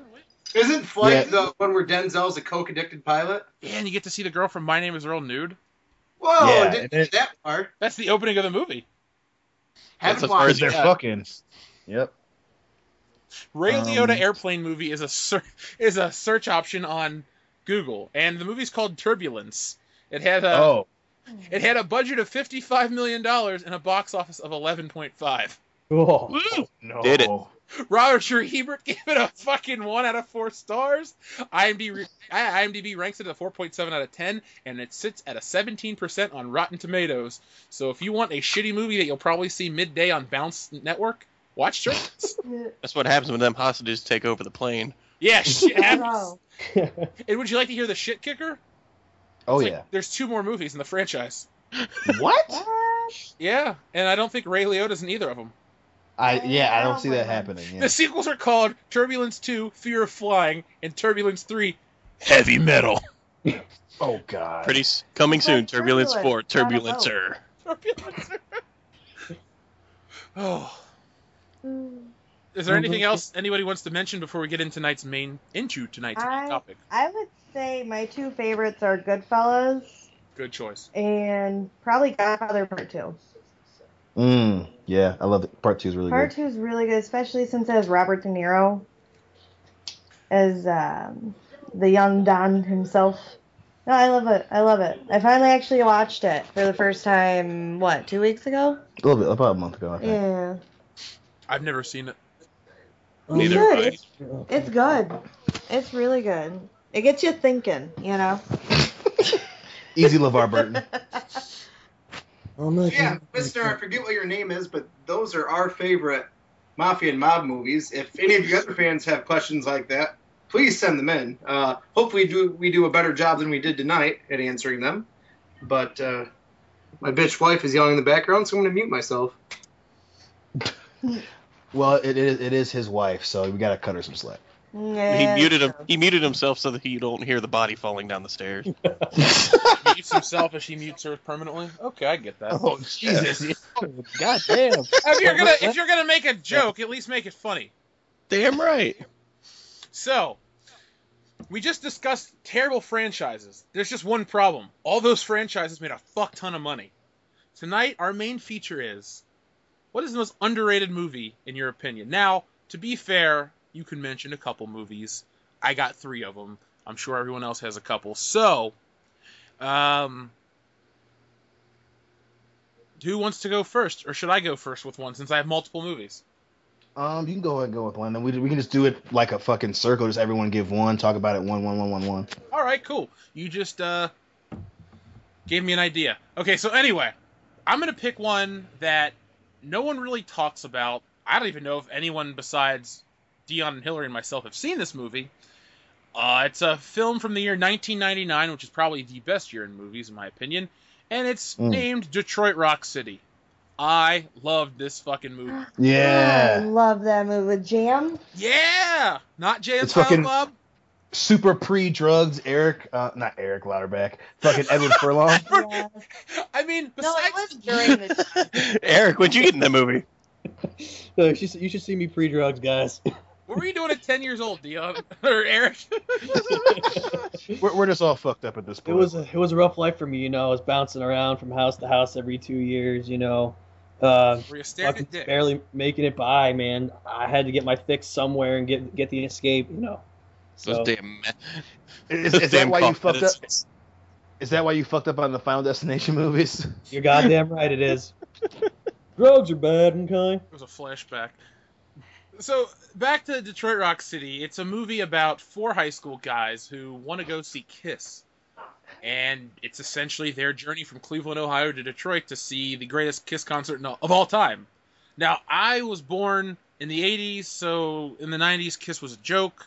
In many ways, they still are a joke, but they're a fucking awesome joke. And this movie is all about Kiss. If you love Kiss, watch this movie. If you like 70s humor, watch this movie. If you like Ron Jeremy, watch this movie. It's funny. It's well acted. The only thing is, it was a huge fucking flop. Had a budget of $34 million. It grossed $4.2 million. So God damn. it's just as big of a flop as Turbulence. And Turbulence got 2 fucking sequels. I would love to know what the fuck went on with these guys the next day. Dude, I fucking love that movie. Plus, not only does it have fucking John Connor, but it has the kid that was puking from Independence Day in it. It does? Yeah, the little Indian kid he's Randy Quaid's other son, and he just randomly jumps out the RV and he's puking. Yeah, he's who's he? I think he's the drummer. No, he wasn't the drummer. I can't remember which one he was, but he was one of the guys. Oh, okay. Well, the drummer was in. What else was he in? He was in Superman Returns. He played Jimmy Olsen. He was in Fanboys. That's right. His name's like Sam Huntington. He's actually a really good actor. I like him in this movie. It was weird though. This movie came out a few months after that '70s show came out, which for some reason in the '90s they had this resurgence of '70s pop culture. You had Star Wars come back out. Then you had the fucking Bee Gees got re-released. All this shit in the late '90s was '70s centric. And Detroit Rock City is one of the best, but most forgotten of that era. Yo, man, for sure. Aerosmith had made a comeback. That was the year prior, but yeah, man, that's a good one. My underrated movie, Dustin had touched on it earlier, was when I had been thinking about the minute that we started talking about the topic. Mine was Dredd. Fucking Dredd. It just barely broke even when it was released in theaters, but it was a fucking fantastic movie, especially in 3D. It was one of the few movies that actually made 3D worth paying extra for. Not to mention that Carl Urban is one of the best cast comic characters of our generation. I mean, I put him up there close to being, RDJ and Chris Evans for Iron Man and Captain America, respectively. I mean, he played Dredd fantastically. Not to mention, Lena Headey is fucking Mama. And the chick that played the psychic chick was okay, but it was gory, it was violent as shit, just like the comic book. Not to mention that even having the fucking dude that had the robot eyes that was working for Mama. I mean, you feel sympathetic for him. I mean, it's fantastic. I fucking love Dredd. We don't agree on much, but I'll agree with you on that. I was blown away when I watched it because I wasn't expecting much.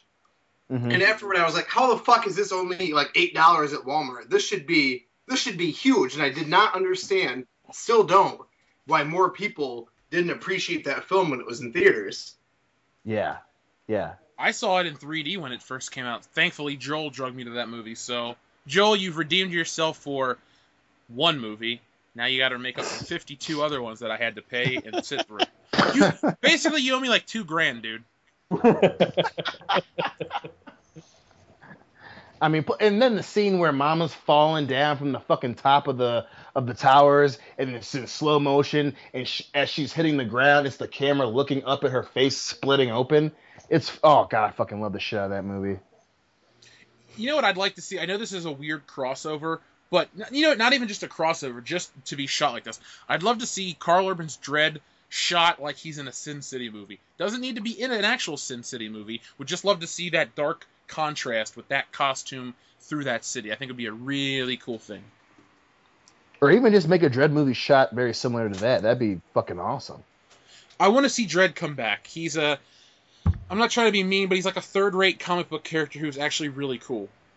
Yeah, But after I saw the film, I started reading about all of his lore and shit, and it sounds like he has some incredible arcs throughout his comics. There really are. I just, they're the fucking Dark Judges, which I read shortly, I think right before, because that's what got me into the Dredd comics, was right before, Dredd was coming out. I read some of them right before the movie. Those are probably some of my favorite characters in comic books. The Dark Judges, fucking awesome. I read a comment today, literally talking about the Dark Judges. It's funny you bring that up. I guess in comic lore, that's a huge badass storyline. And people are saying they want to see that translated to screen. And fuck, if it's anything like that last Dredd movie, I'm all about it. Yeah. I hope they do it, but I don't think they will make another one. Carl Urban was talking about it a little bit ago, and how he was they're talking about the movie and discussing the production, and then he had to walk it back, which really made me sad. But it sounds like it's being bounced around. I mean, who fucking knows? Dion, last I heard they were talking about doing a web series, and they didn't know if they were going to use Carl Urban again or not. So who knows? Put that shit on Netflix. I mean, if you can look what you can do with Daredevil. And, seriously. I mean, Jessica Jones wasn't even that great, so I know it's not Marvel, but, get a budget comparable to that and put out a Judge Dredd TV show. I'm there. Yeah, what It would be label awesome. is that? 2000 AD? Is that the name of the label? Yeah, it's a British Yep. comic book series. It's released, I think, weekly almost. Well, the other cool thing about Dredd is that the comic book character, as long as it's been on, that's how old he is. So it's not like there are a lot of revamps or rebirths or any of that dumb shit. He is as old as the comic is. So that's something that's super fucking cool as far as the story arc. And plus, the whole idea of mega cities in America, essentially, cities across the world, continents across the world, divulging into these fucking giant, ant farms is fucking cool as shit.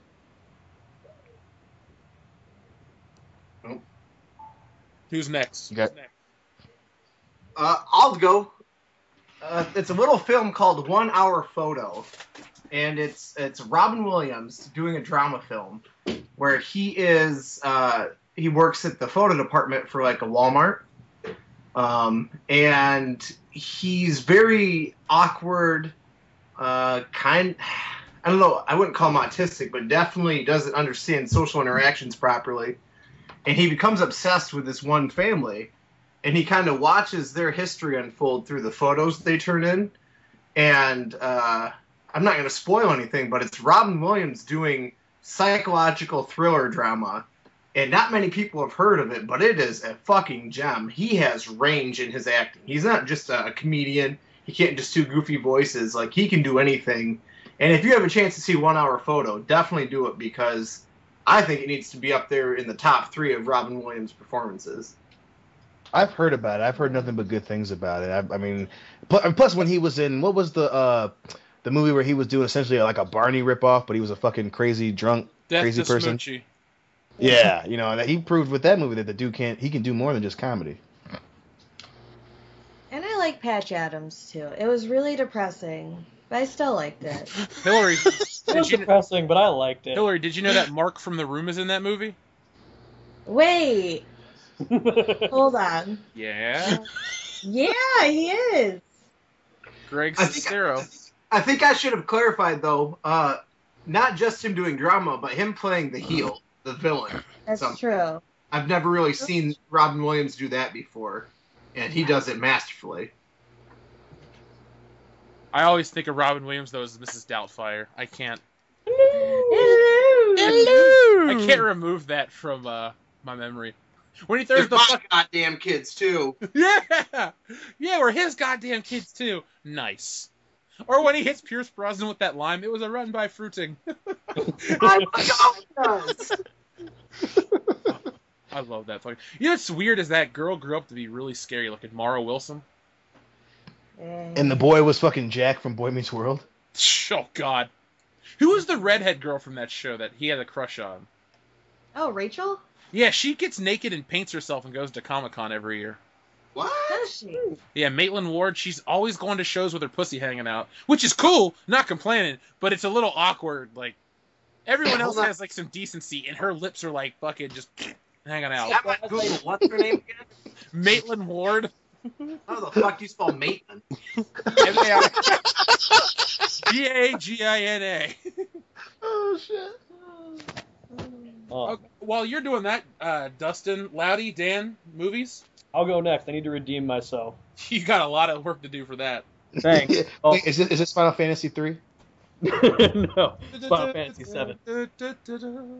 But no, so my underrated movie, I mean, it's a movie, now you guys will probably make fun of me for it, but I think legitimately it is a pretty decent movie, was Over the Top. I mean... We knew it. I fucking knew it. I love that movie. It's an awesome movie. I mean, I feel like, for a movie that only had a $25 million budget, yeah, it only made 16 of it back. So, I mean, yeah, it didn't break even. It only has 40% of Rotten Tomatoes, but it had one hell of a soundtrack. I mean, where else can you find Sammy Hagar, Frank Stallone, and Kenny Loggins all in the same album? Probably a Sylvester Stallone movie makes a lot of sense.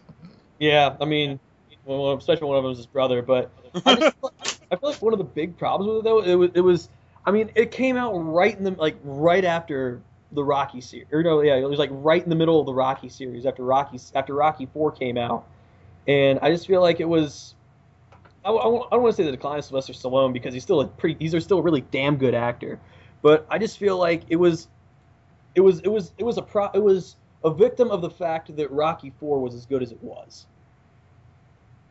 Yeah, and it was made by two crazy old motherfuckers from Jerusalem. Rah Rah Go America? Is that what? No, it's Menahem, Golan, and Yoram Globus. Yeah, it's Menachem. Oh, sorry, Menachem. Golan. What you need to do is you need to go watch the film Electric Boogaloo on Netflix, and it tells about the making of Over the Top. Really? Yeah, it's a good one. That's a good documentary. Well, looks like Electric Boogaloo is on my watch list for tonight. Yeah, you should watch it tonight, and then you should report back to me tomorrow and say, Jeff, you changed my life. I will. I have to get my TV and everything set up, but I'll definitely do it. Do it. It's fucking. Watch it on your damn phone. I mean, I have a 38-inch TV. It's going to be right next to my bed. I'd rather watch it on my TV. 38-inch TV is an odd size. Is it like a shitty brand? I can't remember. My brother gave it to me. That's it. Yep. Yep. Thanks, Dustin. Is it a Polaroid? It's not a Polaroid. Actually, no. It's a fuck. What is it? It's X. No, I used to have a shitty off-brand 32-inch Dynex from Best Buy, but yeah, that's a decent brand though. That's the Best Buy house brand, which is essentially like sharp components with just a different sticker on it. Yeah. I can't help but not give any shits about this conversation right now. Hell, I'm the one talking and I don't give a shit. Oh shit! I thought that Final Destination started at number 5, but then I got this TV and shit that I bought from a gay dude at Best Buy. 38 inches, just like my boyfriend's dick. Maitland has the biggest titties. Holy shit! Thanks a lot, Dustin. Wow. Dan, while Dustin comes in his pants and on his computer screen. No, I think on his pants fits too, buddy. Okay, I don't wear pants when we do this. Oh. I'm glad the cam's off. Yeah. That's how he comes on his pants. He's not wearing them. We've seen Dustin's butthole and ballsack. I just don't want to see the shaft. I can sleep at night knowing I haven't seen the shaft. There's not much to see. I'm sorry. Dan, you haven't spoken yet. Well, you've spoken a lot, just it hasn't helped. Not about shit we care about. Yeah! Nothing important. Tell me what is an underrated movie in your opinion? I picked a movie called Eagle Eye. Oh, fuck. Shia LaBeouf. Stars Shia LaBeouf, and technically it co-stars Shia LaBeouf because he plays identical twin brothers. Which is why this movie should be seen by every single fucking person possible. It also stars Michelle Monaghan, Rosario Dawson, and Billy Bob Thornton. It's all about one of the Shia LaBeoufs is in the Air Force and he gets killed, and the other Shia LaBeouf, after his funeral, the main Shia LaBeouf gets $750,000 in his bank accounts, and then a bunch of weapons and shit, and the FBI starts going after him. It's all psychological thriller. There's political problems. The CIA goes after him for some shit that he and his brother did not do. The whole plot is completely fucking terrible, and that's why nobody really watched it. The reviews were terrible, but I loved it because Shia LaBeouf is at his Shia LaBeoufiest. So what you're telling me is Shia LaBeouf, after Shia LaBeouf's brother died, he received a Shia surprise? Did. But wait, he was dead. What's the surprise? Oh, fuck. The surprise was he saved everybody by shooting himself in the arm. Surprise. I thought you were going to say by shooting himself in the dick. Fuck that. We can only hope. I would let humanity die if it was Yeah, fuck everybody. Oh, yeah. Oh, yeah.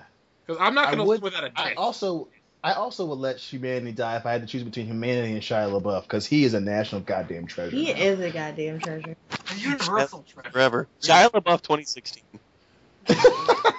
If only. I could get behind that. I'd vote for him. I'd buy that for $1.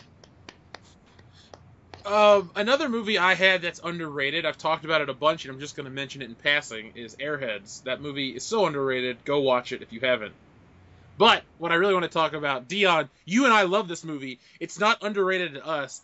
But sadly, like Beverly Hills Cop, it'll be forgotten by time. Money Talks. Oh my God, yes. Yes. One of Chris Tucker's greatest movies. That is a truly great comedy, and I'm not overstating it. It's got memorable lines of dialogue. It's got great scenes. It's even got some great action. Like, yeah, shit. Man. The part where Chris Tucker's driving down the LA freeway singing "My First, My Last, My Everything" by Barry White. Great Oh song. my God. I was at a fucking casino buffet yesterday, and that song came on, and I started doing "Son, Moo," just like Chris Tucker. People were looking at me. I didn't give a shit. I love Money Talks. Oh. What happened to Chris Tucker? What the fuck? Taxes, man. Fucking taxes. And Jesus. Oh, Jesus. Yeah, I he think found now- Jesus. God damn it, Jesus. I mean, you can, and I can honestly say, Chris Tucker and Charlie Sheen are one of my favorite duos in any movie. I mean, I liked him and Charlie Sheen more than I liked Chris Tucker and Jackie Chan by a mile. Yep.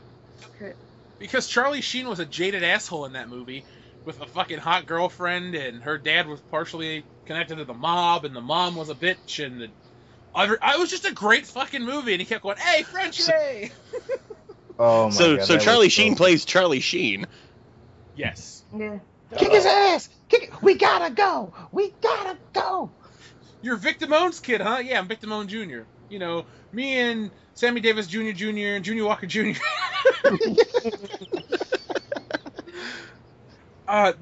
It's great. I need it. Does it exist on Blu-ray? I'm gonna look it up right now. Somebody else tell me a movie that you feel is underrated. I would probably say, going back to my childhood, one of my favorite animated movies was The Great Mouse Detective. I don't think it gets enough love. Love that movie. I absolutely love it. And Radigan is fucking terrifying. Yeah, he used to scare the shit out of me as a kid. Plus, his death is pretty brutal. Not really. He just falls off the clock tower. Yeah, but that's falling to your death is fucking brutal. He dies. Well, I think He I think we dies. covered that when you said falling to your death. It's a kid's movie. He dies. There's a lot of death in 90s movies from our That's childhood. true. There's a whole lot of death. They're all pretty bad. Tarzan was probably the worst. No, fucking Hunchback of Notre Dame. No, Yeah. Tarzan, Clayton gets hung. A fucking woman with her kid gets fucking curb stomped to the ground, and he almost throws the kid in a well. Yeah. Yeah, I'm gonna go with Hunchback of Notre Dame on this one. I'm sorry, Notre Dame. Notre Dame. Notre You also Dame. went with Final Destination, so your opinion is kind of iffy right now. You know what? That's true. The fucking heart stops. Dion, I have some bad news and some good news. Hit me with the bad news first. There is no Money Talks Blu-ray. What? But the only way you can get Money Talks on DVD is in a 4-pack with Rush Hours 1, 2, and 3. And right now, Barnes & Noble has it on sale for $3.99. What? So I'm going to buy this in the morning. Because That's a fucking awesome deal. it's $1 That for is each a Rush really Hour good film and deal. Money Talks. Oh my god, That's that really movie good. that hurts my soul because it should. Oh my god. We should do a petition. Everyone listening, we're gonna get Money Talks on Blu-ray. If you want 27 Money Talks on Blu-ray, press 5 now. We're gonna go get a Kickstarter and we're gonna send that shit to Brett Ratner? who did the movie? Yeah, to Brett Ratner. Ratner and get Money Talks on Blu-ray. God damn it. I'm going to say, Dear Brett, don't make Beverly Hills Cop 4. Don't make another Tower Heist. Just give me Money Talks on Blu-ray and then shoot yourself in the goddamn foot. And let me punch you in the nuts for X-Men 3, you piece of shit. Yeah, you fucked up one franchise. Don't fuck up another movie's legacy by not allowing it on Blu-ray. Punch him in the dick. Has anyone seen the film The Last Boy Scout? No. Yes. That Yes. is, I don't know if it's underrated, but this movie's fucking phenomenal. That's, oh my god, fucking Damon Wayans is phenomenal in that movie. Motherfucking Bruce Willis is phenomenal. The opening scene where the dude's running for a touchdown Billy and just Blanks? pulls out a gun and starts fucking shooting people. Or when the guy jumps through the helicopter blades at the end. Oh my god, yeah. Yeah. Oh, that's a great fucking movie, dude. And they watch Lethal Weapon in the movie. Oh yeah, I forgot about that part. Lethal Weapon's so fucking good. It's a great one. It's a great one. Luckily, that one isn't very underrated. It's very rated where it probably should be. They've all made in the hundreds of millions of dollars. Mm-hmm. Now, if only Money Talks and Detroit Rock City could have made, $48 billion each, I'd be very Oh my happy. god! And I actually would be happy with a good sequel to Money Talks. What would you do with it though? You would just have like Charlie and Chris getting, like, instead of him being in jail, maybe be the other way around. You have Charlie Sheen's character gets accused of something, and Chris Tucker has to go in and help him out. He helps out his buddy, man. That'd be fucking fantastic. And instead of making him French, make the bad guy English or some shit. Man, fuck a James Russell. Man, fuck a James Russell. It's just nice that there were R-rated comedies with fucking tons of gore, or not tons of gore, but tons of cussing. They don't do that Cursing. anymore. Oh yeah, I know, man. That was, God, I love the '90s so much. I miss it. I do. Does anyone else have a film they'd like to mention that they feel Yeah, man. rated? I actually have a film and a sequel, and as far as martial arts movies goes, I think they're very underrated. Excuse me. The Raid and The Raid 2. Those movies are fucking phenomenal. I mean, the storylines are... I think so. I mean, not a lot of... I mean, outside of... Go ahead, I'm sorry. Look at their ratings on Rotten Tomatoes. Look at any top 10 list for fighting films. That's how I came across those. I just typed in one day, top 10 fighting films. And because I wanted to try to get into that genre. And they're always, at least Raid 2 is always like number 1 or 2 on people's lists. So it gets respect. And like I said, I think on Rotten Tomatoes they have probably close to 100%. Well, yeah, but I mean, I think there are a lot of underrated movies that probably have high rankings. I just think that as far as the genre goes, not a lot of laymen who like fighting movies know about those Raid movies, especially 2, which I think is the best martial arts movie I've ever watched in my entire life. I will agree with you twice tonight. After I looked at the top 10 list, I went out and bought it at Best Buy, and I had never seen fighting like I saw in that film. It was realistic, it was unique, it was intense, and they did long camera takes. It wasn't quick cuts to make it seem like... No, it was like legitimately the best choreography I've ever seen. Plus, and I mean, tell me that final fight between him and the dude with the knives in the kitchen. I mean, that is one of the most brutal fights I've ever seen put to film ever. There's only one thing I didn't like in that movie, and that's when he would pick up those water jugs and throw them at people, and it would knock them off their feet. I was like, yeah. Everything else was badass, and then you knock a guy off his feet with an empty fucking water jug. Like, no, I'm glad you brought it up. It's a fantastic franchise. Holy shit. It's good, but I wouldn't put it as the best, martial arts film. What would you put above it? Let's see. Enter the Dragon, for sure, because that has a much better story, in my opinion. And it's Bruce Lee. There's a handful of Jackie Chan movies I'd put above it.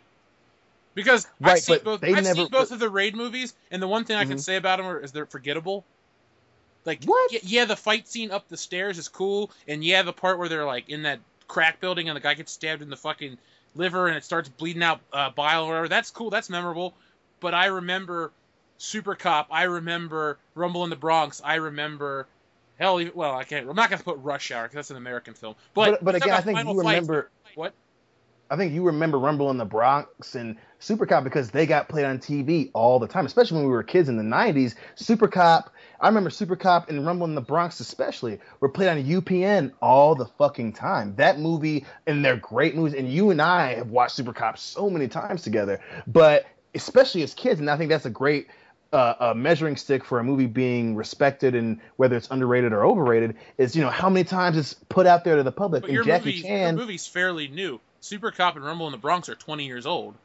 And even in the 90s, they were barely over 15. And Enter the Dragon is like 40 years old, but that's just like the gold standard for martial arts movies. And then The Big Boss was awesome. I mean, I like those two movies. I'm not shitting on them. I was saying, I would rank maybe 2 or 3 Bruce Lee movies above them, especially Way of the Dragon, where he fights Chuck Norris in the fucking Roman Coliseum. That's cool.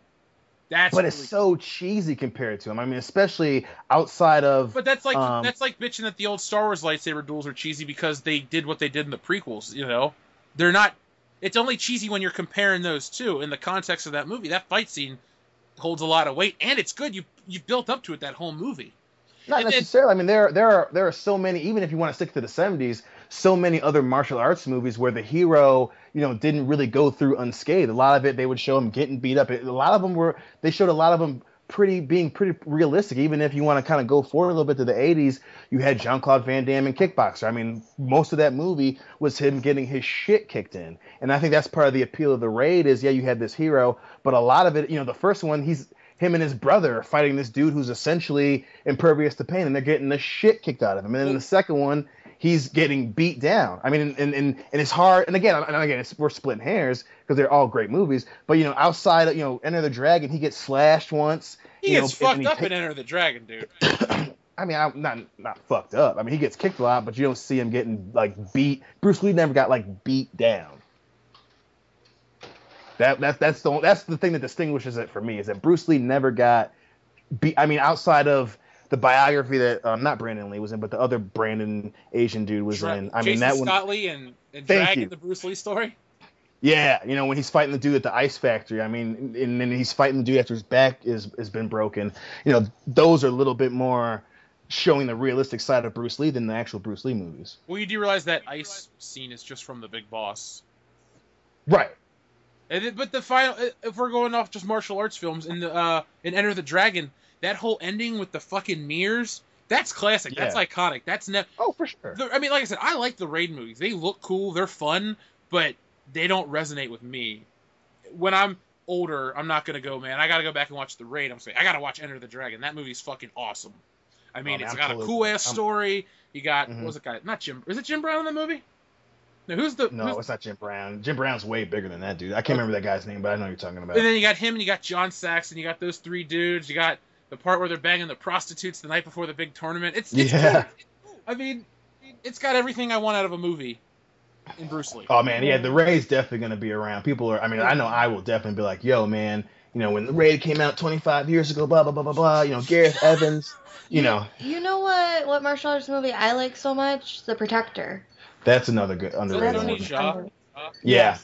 I've never seen that. Oh, you should. It's so good. Which one is the one with the elephant toss? That's The Protector. That's the first one? Yeah. Hey, Dion, it's not a great martial arts movie? Oh, no. That Van Damme movie, was it The Journey? Yeah. Oh, my God. The Quest. The Quest. Close enough. Quest, that Journey, was so... Same thing. That movie was so shitty. Was it Roger Moore in that? Yeah, he was the other thief or something, right? I think he had a mustache and he was smoking a cigar. Yeah, holy shit, I forgot all about that. Goddamn. Jesus, he's the worst James Bond. He's so fucking... Those movies were so fucking bad. Goddamn. I love how you just all of a sudden realized that, fuck. Well, how many times have I bitched about what's the sheriff's name again in those fucking movies? He's in two of them. Sheriff J.W. Pepper. Oh my god. I love what the fuck are you doing in Thailand, goddammit? What the fuck are you doing in Thailand? What white dude in 1970s America is going to fucking Thailand? He's just spouting out racist terms. Yeah, what calling the fuck people pointy heads and all that other shit. Oh, what movie is this? Man with the Golden Gun. Yeah. Don't watch it. You'll hate it. I can guarantee you'd watch and go, why am I watching this movie? You'd be very upset. How many times does he say kike? This is a James Bond movie, not a Gus Van Sant movie. So I'm going to go with exactly 0. Sorry, I had a quota to fill for myself, so... I don't think I own a single movie that uses that word. Okay. Oh, you know what? Another movie that's... I tried to fill the dead air, but I was too slow. Well, add another movie, man. We're not done. I'm getting ready to fill Dustin's imagination with something. Tron Legacy. Great movie. Oh, fantastic movie. The soundtrack, obviously, is one of the best in film history. The visuals are stunning. They still hold up to today. It's a cool story of a father's redemption. For once, it wasn't a dad making a shitty choice and then having to make it right. He made a good choice, and then he got trapped in this digital realm. So all this animosity his son had towards him was unfounded because he wanted to come back. He just couldn't. they were talking about doing a sequel for it, but then Disney bought Star Wars and wanted to focus all of that genre money there. But yeah, a lot of people shit on it. Jeff, I'm glad to hear that you like it. I love it. It's in my top 10 of all time. Jake and I went to see it in theaters the first night it came. That's actually the movie we bonded over and became friends. Nice. Because what happened is we were all... This was right before I moved in with you, Dion. And it was like a couple of days before Christmas break. And we were all going to go see it. But then you got tired, and you were at work, or Hillary was at work. One of you two was at work. One of you went to bed, and Tom wouldn't go. So Jake and I decided we'll still go. And I think Jake went and smoked a joint, and I just drank some Coke or something and just hung out. And we went and saw this movie, and it was fucking awesome. Visually, like you said, Dustin, it is amazing. It's the only movie in 3D that I was like, whoa, the whole time. That movie looked fucking cool. Yeah, and my personal favorite part of it, Olivia Wilde. She was gorgeous in that fucking movie. Yep. And I love the ending where she actually gets to come out into the real world, and son of Flynn gets to reclaim all the shit that was taken from his dad. Right, it's beautiful. I usually don't like happy endings, but that is a perfect ending. I mean, earlier in the film, he tries describing a sunrise to her, and she has no concept of it. So the final scene is them riding together, and her getting to experience that for the first time. Fucking beautiful. Why do you think that movie gets shit on? A lot of people say that the plot is boring. To me, the plot is great enough that when it's accompanied with the other things, it makes for a fantastic film. Like, I don't need some No Country for Old Men level plot. Like, the plot's where it should be to accompany the visuals and stuff. I don't know. I think people are pretentious. They think it's a shallow film, but fuck it, I love it. It's no less shallow than Avatar, the highest-grossing movie ever. God, I hate Avatar. I do too. It's the worst. If we're gonna do an overrated movie, well, we've done an overrated movie episode. Avatar's number one on my list. The movie's fucking shit. I am pissed that it made that much money. I saw it once and regretted every second of it. I couldn't be talked into seeing it in theaters. I just had to wait to watch it with Joel. And I want my 2 hours back, Joel. That's on top of the $1,000 you owe me 2 hours of life. So you only lost 2 hours on that? How long is it? Like 3, I thought. Yeah. I was trying to give you the benefit of the doubt, Joel, but the other bullshitters picked up my slack. You owe me a lot. Didn't James Cameron already announce that they're doing 2 through 5? Like they're doing 4 more sequels? They said that, but I don't know. The studio's real reluctant to back him on that one. Well, good. Because like the universal response was a giant eye roll. That motherfucker I hate James Cameron nowadays. Yeah, Terminator 2 is awesome. I liked Titanic as a kid because it had vagina in it. But yeah, beyond that old lady was awesome. I love Kathy Bates. Kathy Bates was in Titanic. But no, besides that, I mean, James Cameron's a fucking douchebag, and his shit's garbage, and overrated. Yeah, I don't see the appeal of, what's that one he did with Arnold Schwarzenegger and Jamie Lee Curtis? True Lies. It's a good movie, but I don't see how that movie made like $100 and something million, and it's regarded as one of the best action movies of all time. Name brand, man. He's done a really good job of keeping his name out there. I mean, and people for some reason associate everything that he's done as a good movie when he has, obviously with Avatar, some really dumb fucking films, man. And it's just like, ugh.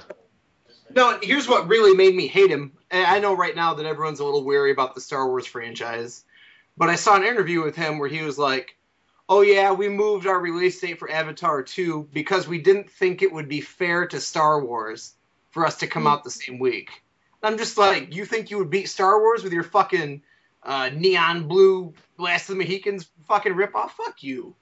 It always made me very happy that he lost Best Picture for Avatar to his ex-wife. Yeah. That was fucking hilarious. Yeah, but did you actually watch The Hurt Locker? I did. It sucked.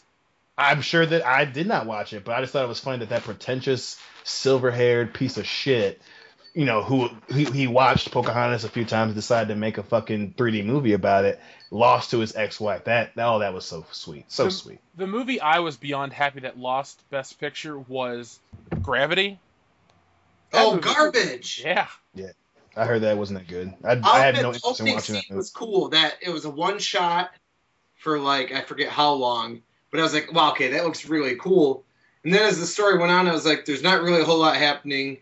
And she survives this. Fuck, it's stupid. Yeah, we saw it in the 3D. Dan was there. We saw it with the doctor. Yeah. It was the only movie that I've ever gotten motion sickness watching when she was spinning around that whole time. Oh. Jesus Christ, will this ever end? Because it was like I can stand it for a couple minutes, but it went on and on and on and on, and I was just getting to the point where I was like, what am I doing? The only part of that movie I really loved was when George Clooney just randomly comes back, like he survived everything, and then she wakes up as a dream. I liked that part too. I was just sad to see George Clooney go because he's the only likable person in that whole movie. Out of the two people in the movie, yeah. I absolutely hate Sandra Bullock. I think she's the most overrated actress ever. I don't like her. She's not sweet. She's not that talented. She's just there. Mm-hmm. I love Sandra Bullock. You eat those words right now, Jeffrey Hicks. No, she loves Sandra Bullock. The only thing she's ever been in that I enjoy is Speed. Miss Congeniality. Oh, Speed, yes. I love Miss Congeniality. So do I. I'm a sucker for it. It's so good. I was a kid at the time, and my aunt was a police officer, and my aunt looked like a normal version of Sandra Bullock, if that makes sense. Like, Sandra Bullock's like, I get it, but my aunt's like a normal, whatever. So I made that connection. Yeah. Didn't mean to interrupt you. Oh, no. I fucking love Miss Congeniality. I also really enjoyed The Net. It was so dumb, but I loved it. You didn't like I had to break up this polite shit fest, but The Net's a horrible goddamn movie. I know, but I love it. I hate Miss Congeniality. And fucking her winning for The Blind Side. Oh, Christian Southern white woman helps dumb little black boy. Fuck you. Yeah, that movie was a little offensive. Yeah, it's like... It was made. It's a terrible movie. Do you know what? There's a really good movie that came out, well, kind of recently, that I thought I'd get motion sickness from, but didn't, was that Hardcore Henry. Oh, yeah. That movie was really good. Fuck yeah, it was. I like that movie a lot. How did it do? That was a flop. Really badly. If you want to hear what we thought of it, check out the channel. We have a review. Loudy, take Hardcore Henry as your underrated movie pick. We'll see. Final Fantasy 2. I haven't seen it, therefore I can't defend it or promote it. But you picked Final Destination, man, so it's okay. Or Final Destination, not Final Fantasy. Whoops. I was wondering why you kept saying Final Fantasy. I thought you were just being a dick. Yeah. My bad. In Monty's defense, it'd be easy to confuse Final Destination 5 and 1 if your TV's 12 inches black and white and bought at a garage sale. And your black roommate keeps walking up behind you, scaring the shit out of you. Jesus You're not Christ, going to Will, focus very well. Oh, I know what I was going to say. This one was for Dustin. I wanted to know if you've seen this, because I know you really like Denzel Washington. But I think one of his most underrated films is Virtuosity. Did you ever see that? I've never even heard of it.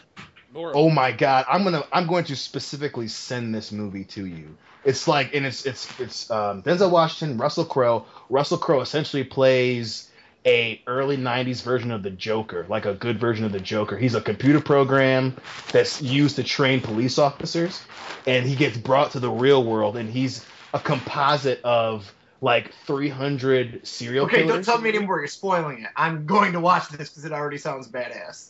Okay, so go ahead and take out your earphones. I'll send you a message. I'll talk about the movie a little bit for everybody else. All right. Okay.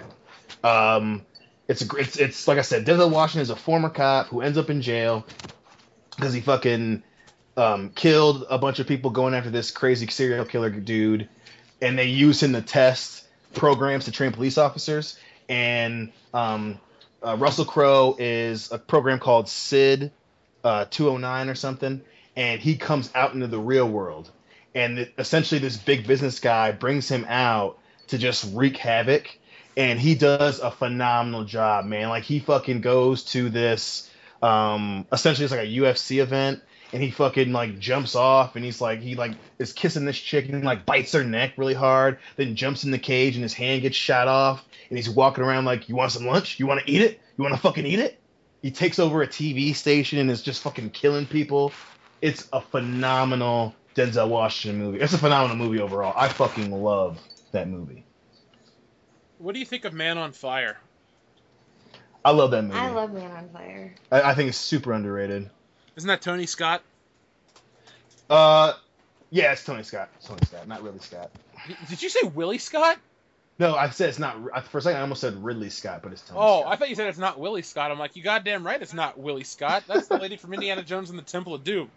The only thing she's directing is Spielberg's dick into her mouth, but that's a different story. I'm sorry. Nice. Yeah. Oh, speaking of Russell Crowe, I like the Robin Hood he was in.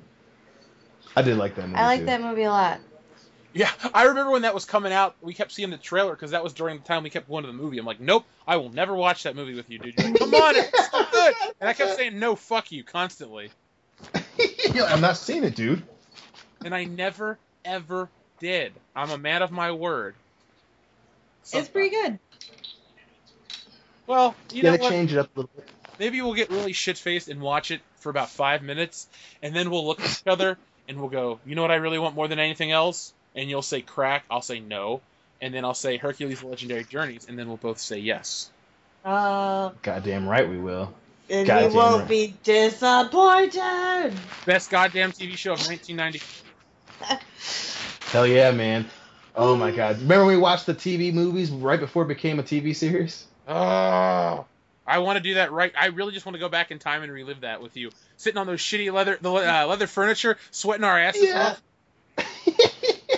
Or anytime we'd go to cook, the fucking smoke alarm would go off, and we had to open the balcony door and the front door to the apartment.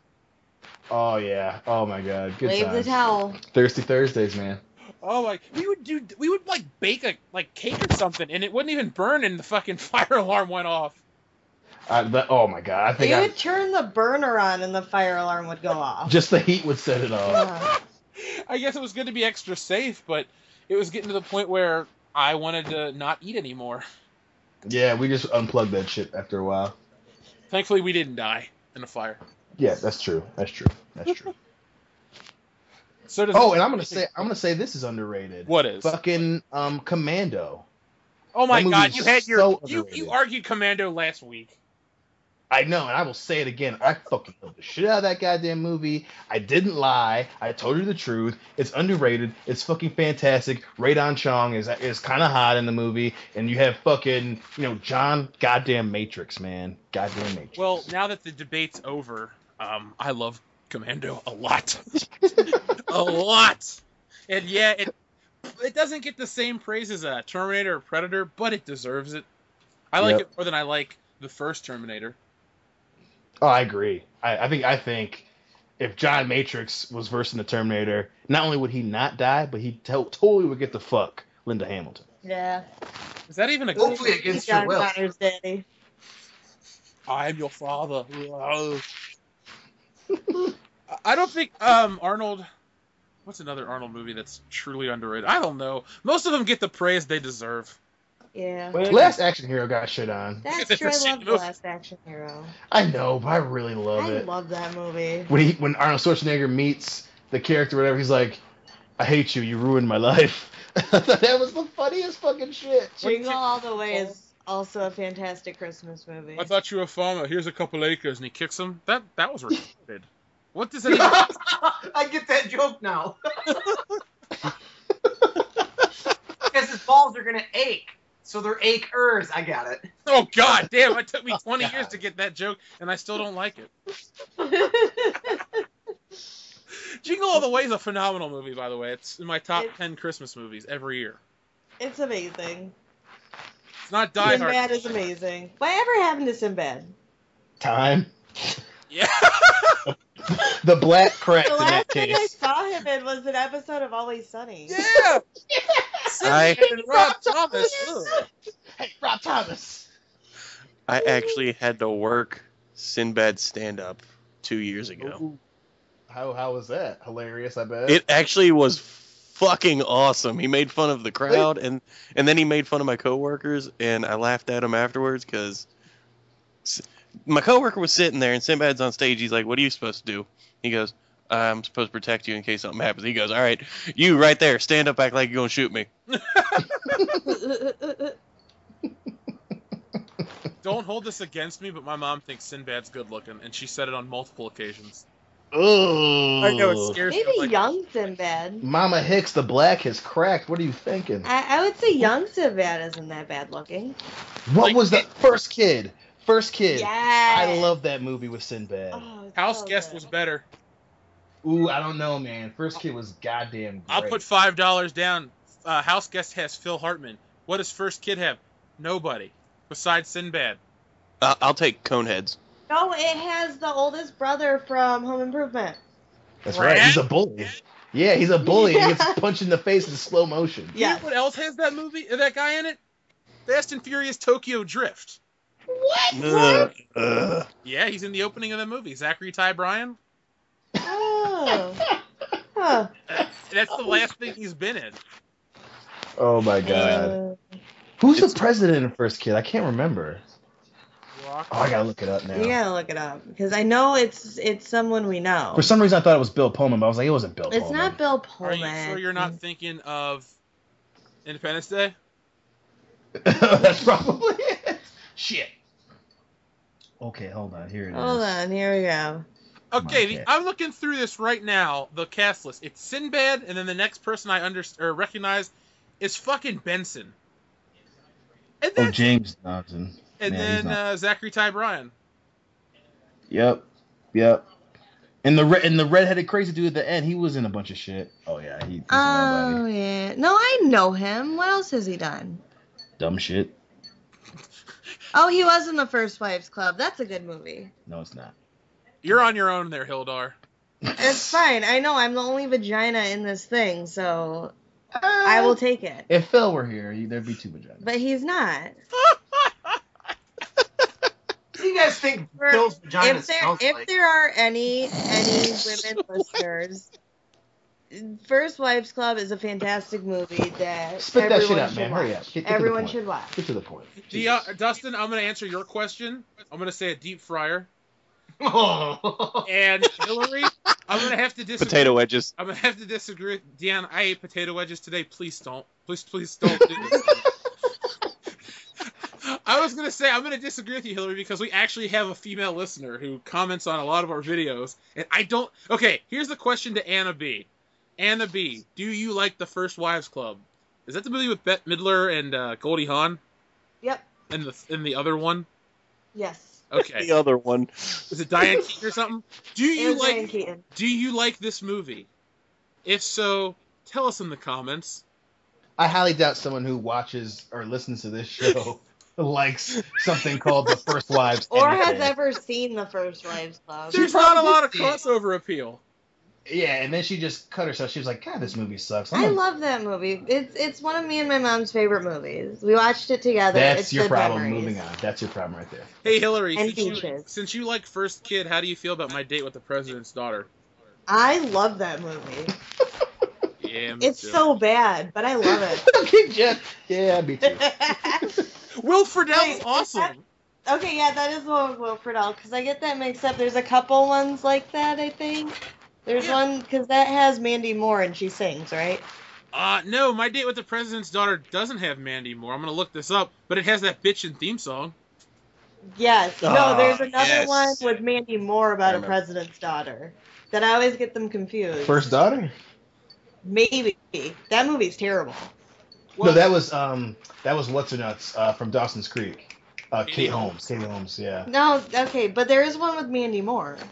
Okay, we get it. There's a woman, Mandy Moore. Goddamn, can we move on? Shit. Yeah, My Date with the President's Daughter features Dabney Coleman, Will Friedle, and some woman named Elizabeth Harnoy or Harnois. Was that a Disney movie or It was a Disney movie. like a Disney original movie? What the hell's going on? Who's making cereal? No one's Claudia, making you making cereal. cereal? Are you a General Mills plant? What is the sound of someone making cereal? That's what I want to know. Listen, I can promise you it wasn't me, because up until now my mic was off. Okay. Hillary, to answer your question, do you remember when on ABC on Sunday nights they would show Disney movies randomly, the one for Walt Disney? Yes. It was one of those movies, because I remember watching it as a kid on April 19th, 1998. Yeah. No, because it was they had those movies and then it switched to the Disney Channel original movies. And I still remember the theme for that because I would watch them. They had Motocross was one of my favorites. Oh, I remember that movie. Yeah, and it always started, let's watch a Disney Channel movie. Yeah. I just remember having to sit through a bunch of those with my cousins, but I liked movies like Johnny Tsunami and Johnny Tsunami was amazing. I watched that. What was the one, Brink, about the rollerblader? Yep. Oh my god! And fun fact, you know how they had that show, Beauty and the Geek? No, but okay. There was a show where these beautiful women competed against geeky women. And then the third season, they switched it up, and they had, like, one guy that was a geek, one guy that was a beauty. The guy that was a beauty was the Val guy from Brink, the bad guy. Oh, And then okay. that's how I know that the reality show is fake, and it kind of destroyed my world. Did you scream it's tearing you apart? I did, because it did tear me apart. Was there someone named Lisa on the show? That's a no. That's a big no. Thanks. Hey, Thanks, Dion, did you ever watch that show, The Famous Jet Jackson? That was my favorite. No. Oh, you've I never did not. seen that? Hillary, have you seen it? No. Have you seen Jet Jackson? No, I haven't. Oh, because he killed himself this year. What one is that? God Yeah. damn, dude. He killed himself? Jesus. He sure did. Yeah, I was really upset because I was watching the video, 10 celebrities you didn't know were dead, and I didn't care about any of those, but then when I saw The Famous Jet Jackson died, I was like, oh, god damn it. Oh. Because, you know, Jet Jackson was a black teenage superhero. Oh, damn. I was thinking that's who you were talking about. That came on right after Smart Guy. Yeah! Right? Yeah. Oh, smart guy. God damn. Talk about a show that was good. I love that show. I love that show. Love Hey, that. Sister was good too. I liked all those shows. I liked it. For some reason, I was obsessed with the mom's tits. I didn't like it that much, but You mean Did they you remind wanted you of your moms? Jack K? fuck you, man. I just remember that Famous Jet Jackson had a movie on. It was one of the Disney original movies. I remember coming home like early to do something, and I taped it because I had to see it, and it sucked. Oh no. And by the way, I'd like to apologize. The actor Lee Thompson Young, who played Jet Jackson, committed suicide 3 years ago. Oh, Nah. okay. I don't care anymore. Okay. No longer matters. So those were that was a list of underrated movies, and then a bunch of movies we just reminisced about. So that was a lot of fucking fun. And someone made cereal all the while. So thank you, Which I confectionaire. still need to know the sound of making cereal. Listen to this episode around the 2-hour mark. You'll hear it. That's the title of this episode. It's episode 39. Who's making cereal? 35. Franchises, underrated movies, and cereal making. Dustin, don't tell him that. It'll make it seem like he doesn't pay attention to the show. Oh, it's my bad. So you guys ready for some fan mail? Sure. Fan mail. Really quick, fans, if you have an underrated movie that didn't make our list, make sure to let us know in the comment section below. Any good ones that jump out at us, we will definitely read on next week's episode. So make sure to comment and then tune in 7 days from now. Comment, subscribe, and press 6 now. So, as I said last week, since the channel's grown by like 1,200 subscribers, I don't have time to read every comment because, one, most of them are hateful, and I don't really want to be called like an asshole or be threatened. So I will never I like read how asshole is the worst thing you could think of right now. Yeah. Oh, I No, know. Jeff, let's tell them the truth. Okay. Let's tell them what happened in the past 2 days. Go ahead, Dustin. So when we released the Iron Man is now a black woman video, you know, Tony Stark is passing off the mantle to Riri. We had a lot of people call us racist, say we should get kicked off of YouTube. And one guy in particular threatened us, said he was going to hack us, was going to put our information on the web, the deep web, all this other shit. Didn't take him seriously. Jeff, what happened to all your shit yesterday? Oh, my Skype got hacked, and everyone got random-ass messages from me. So I think we're doing good when we have people that hate us so much they want to try to hack into our shit and all that stuff. So, yeah, not really a funny story, just more of a, wow, people take this shit a little too seriously. Yeah, and he's been reported to YouTube. We got fucking evidence of this shit. So just leave us Fans, be. if you hate us, call us a dick. Call us assholes. Remind me how short my dick is and how fat my belly is. Like, I don't care about all that. But don't take it to the point where you actually commit a crime, you fucking idiots.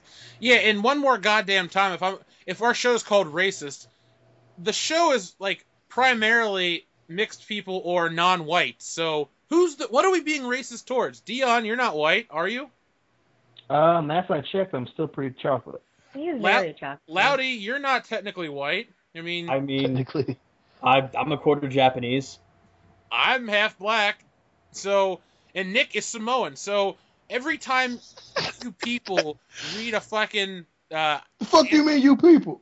you assholes. Anytime a motherfucker reads one of my listens to one of my rants about DC and I say I don't like Cyborg, it ain't a race thing. So shut the fuck up. It's not hate speech to not like Cyborg. You're just so stupid and so dense that you can't come up with a reason why you like Cyborg or a reason why you think I'm wrong. So, with that being said, I'm going to read some positive comments. So, Anna B, our good friend of the show, still wants that goddamn hand job. I'm going to say, Dion, if you're not willing to do it, I'll bite the bullet. I don't really want to, but... Hey, I'll volunteer as tribute. But if we really want to get famous... So, see, she wants to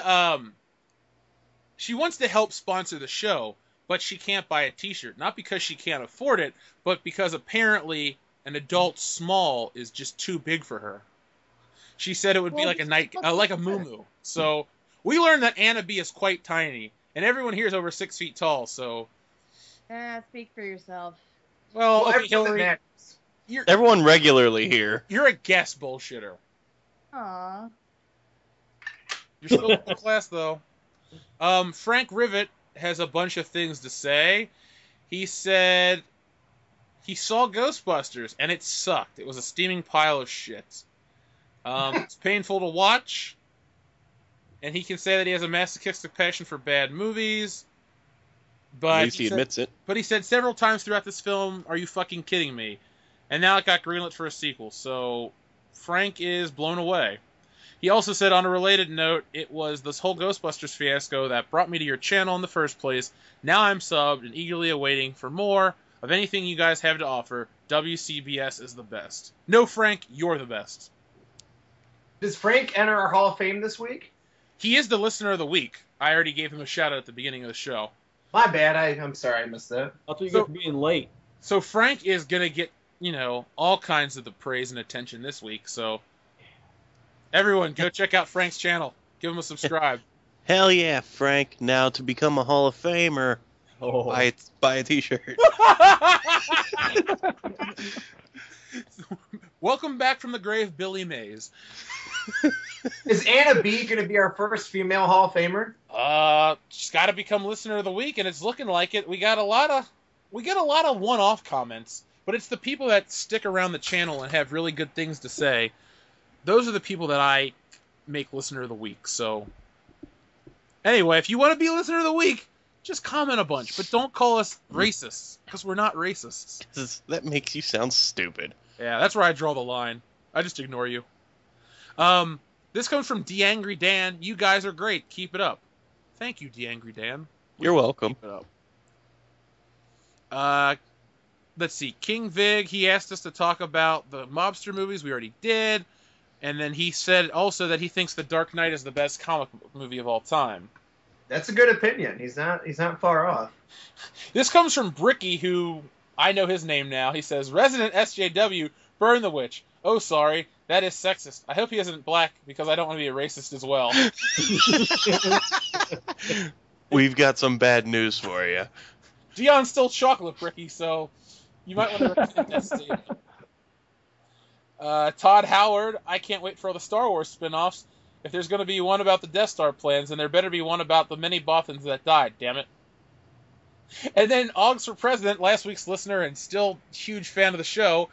I wouldn't be shocked if they made a movie about the guy in the cantina who had his arm cut off by Obi-Wan in A New Hope, and how he met that one thing that hasn't asked for a mouth.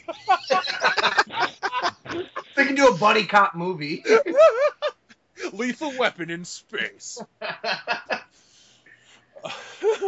Can I point out that I know I'm one of like only 2 white people on this show, but here's how I know I'm not racist. Majority of my porn is 7 or more black guys on one little white girl. So if you think that I have a problem with... Okay. Let's break that one down for a minute. Let's just admit the fact on this that one, you man. just like watching porn with a lot of gay black guys. You adding the white girl at the end. 7 black guys on one girl. The last part I don't believe. Yeah. Because all the dicks that you be looking at, something tells me. The dicks are what I tune in for, but they're going into girls, so that makes it not gay. He comes for the dick, he stays for the pussy. You know, that's how it is. I come for both. Catch my drift. Oh, You piqued my interest, but now you have my attention. No, so anyone that labels me as a racist, you should check out my porn history. Check out his search history. It is mostly giant black penises. Followed very closely by school shootings. Well, come on, man. Don't mix my two things. Come on. You're already on the list, dude. There's no getting off it. There's no. When I bought Mein Kampf from Barnes & Noble a few months ago, using a credit card, I'm sure they put me on a list then. That's why you pay for cash when you buy all those weird things. I only had my fucking credit card on me, and I needed it then. Like, I could not go another minute without Hitler's words in my brain. Reminder, he's not racist. Those are thoughts I have daily myself, Dustin. You're not alone. Thank you. Just remember, listeners. The black dicks or the. No, I never think about those. I'm cool. I don't like interracial porn. I'm racist, all right? Jeff, you racist bastard. I don't even watch a lot of porn videos. I'm a picture guy. Anyway. Yes.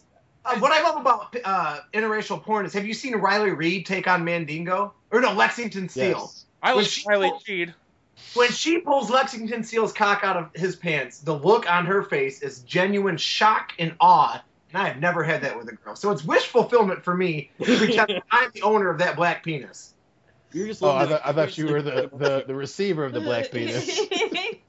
Well, he owns it when it's in his butthole. I don't think I could fit Lexington Steele. Hillary, could you take Lexington Steele? I don't think I could take Lexington Steele. I don't think so. Dan? Why am I getting asked? It's a roundtable discussion. Loudy's next. I'm gonna go with no for both you guys. Fine. Easy there, Goldberg. We're done seeing who's next. Moving forward, good fan of the show, Cap285 says, world-class bullshitters rule. Thank you, sir. He also called me a hero for my review of the Justice League, saying, not all heroes wear capes. I salute you, Cap. Yusef Reyes says, the best hero is The Man with No Name, played by Clint Eastwood in the trilogy, containing the good, the bad, the ugly, fistful of dollars, and for a few dollars more. I like those movies, especially for a few dollars more. Ujabe says, turn up the fucking volume, please. So there you go, Ujabe. I turned it up just for you. Then some guy named Camden Knies or Knees, I don't know. He's hurt that I said Rocket League is a shitty free-to-play game. So I will get my statement and say Rocket League is a shitty fucking free-to-play game. The shittiest. Yeah, because Poghost also says he was kind of talking a load of shit on that count. This is world-class bullshitters. What do you expect? Oh, okay. Yusef Reyes comes back. If I pick a Jew on Match.com, does that count as a Pokemon app? Oh, I love him now. Well, why would you ever pick a Jew? Also, a guy named Neko Ninja, or female, no, I think Neko Ninja maybe, I don't know. Neko Ninja states, I'm buying a shirt to support you guys and subscribing. I believe you did. I don't know your real name, and I will never share it on air, but if you're one of the people that bought a shirt this week, thank you. It's on the way. Josh Ramey has some shit to talk about Xbox. I really don't care. Rabbit Spice, you guys are funny and earned us up. Thank you, Rabbit Space. Sorry, Rabbit Space. Thank you. We appreciate it. Rabbit Spice, one of the Spice Girls? Yeah, the one that's not pregnant by Eddie Murphy. Okay. So this guy named Beckett Garbo Baldwin wanted to tell us how he's got BFA in graphic arts and drawing and all this other stuff. And he says he creates his own video games and scripts with his ability. So be on the lookout for this guy's work. He doesn't really play normal games, but he makes them himself. So yeah, well, my dad works in Nintendo, so deal with that. We should pitch him a world-class bullshitters video game and see if he'll work with us. Oh, of course you will, Dustin. It'll be you in a high school shooting everybody for the new high score. Oh, it's like the E-Bombs World had that game? Yeah, the Columbine. No, I love that game. Honestly, I played the shit out of that in middle school. Then I looked up porn. Then I got a virus and ruined it for everyone in my house. So that's the story of your life. I did something with porn and ruined everyone's life. Yep. What a story, Dustin. Made him stare at the wall and pray for 3 hours. What was it called? Pico's Adventure? Honestly, I don't know. I just made it up before I realized it was a real thing. No, it was a real thing. Yeah, you just go in and you have to shoot up the school and then shoot a cat in the balls as the final boss. It was awesome. Wasn't that on Newground? Newground! There you go. I'm sorry. Yeah, Newground. You know what I'm talking. Oh, dude, I played that game all the time as a kid. See, I'm not the only school shooter. I used to play this game on Newgrounds or E-Bombs World, one of those two, where it was basically one of those Japanese picture novels where you would talk to the chick and try to get her naked. Yep. So while you were murdering people, I was trying to get an anime girl naked, and I never. Well, no, I would still play up the dress up Britney Spears games where you had to undress Britney Spears and look at her naked. What? Yeah, they had that on Newground. Like it was, you had to do Really? certain things to remove articles of clothing from her. What year were you doing this? I was in 7th grade. So 2001 to 2. Okay. I was playing GameCube and not being normal. Not killing people. Hey, Dustin, you remember the ICP one they had on there with the sheep and all that shit? ICP with the sheep. Did they fuck the sheep? Yeah. He just remembers the sheep from real life. Well, they don't know how magnets work, but they know how to fuck a sheep. Okay, I don't know how that comes in, Ty goes out. Who gives a shit? Some asshole named Eric Louderback said, I want Batman from the alternate universe where Bruce dies and his parents live. Will you block that cocksucker? Already did. Thank God.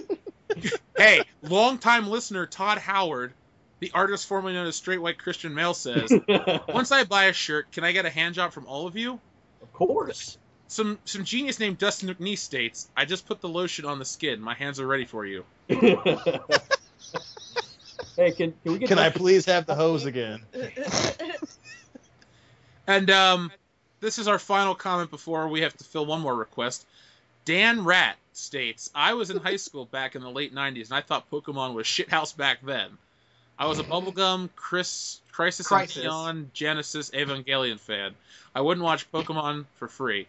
And then Dustin and Dan... I'm not to go into it. It was just me nerding out over some Japanese. I was going to say, they started talking about anime. I stopped reading those comments. Dustin, I'm glad you moderate that kind of stuff because you can engage with those people. I don't want to look like I don't give a shit, but I don't give a shit. It's like a fucking anime. It's like a fucking anime. Hey, what's wrong with anime? A lot of things. We'll get into that in another episode. Next week on World Class Bullshitters. Dan, if Phil was here, he could help us tell this story. But I believe it is Frank Rivet or Oggs for President requested that we retell the Xbox Live story with Douche Canoe because he wanted to find the episode. And, dude, I think we've told that story like 6 times, so I don't remember which episode it is. Oh, God. What was the story again? It was the story where you, me, and Phil were playing Halo 4 on Xbox. Oh, yeah! And Douche Canoe randomly joins our party, and this is exactly how it goes. Who's this? Is Eddie? Oh, fuck. Immediately, Phil disappears from Xbox.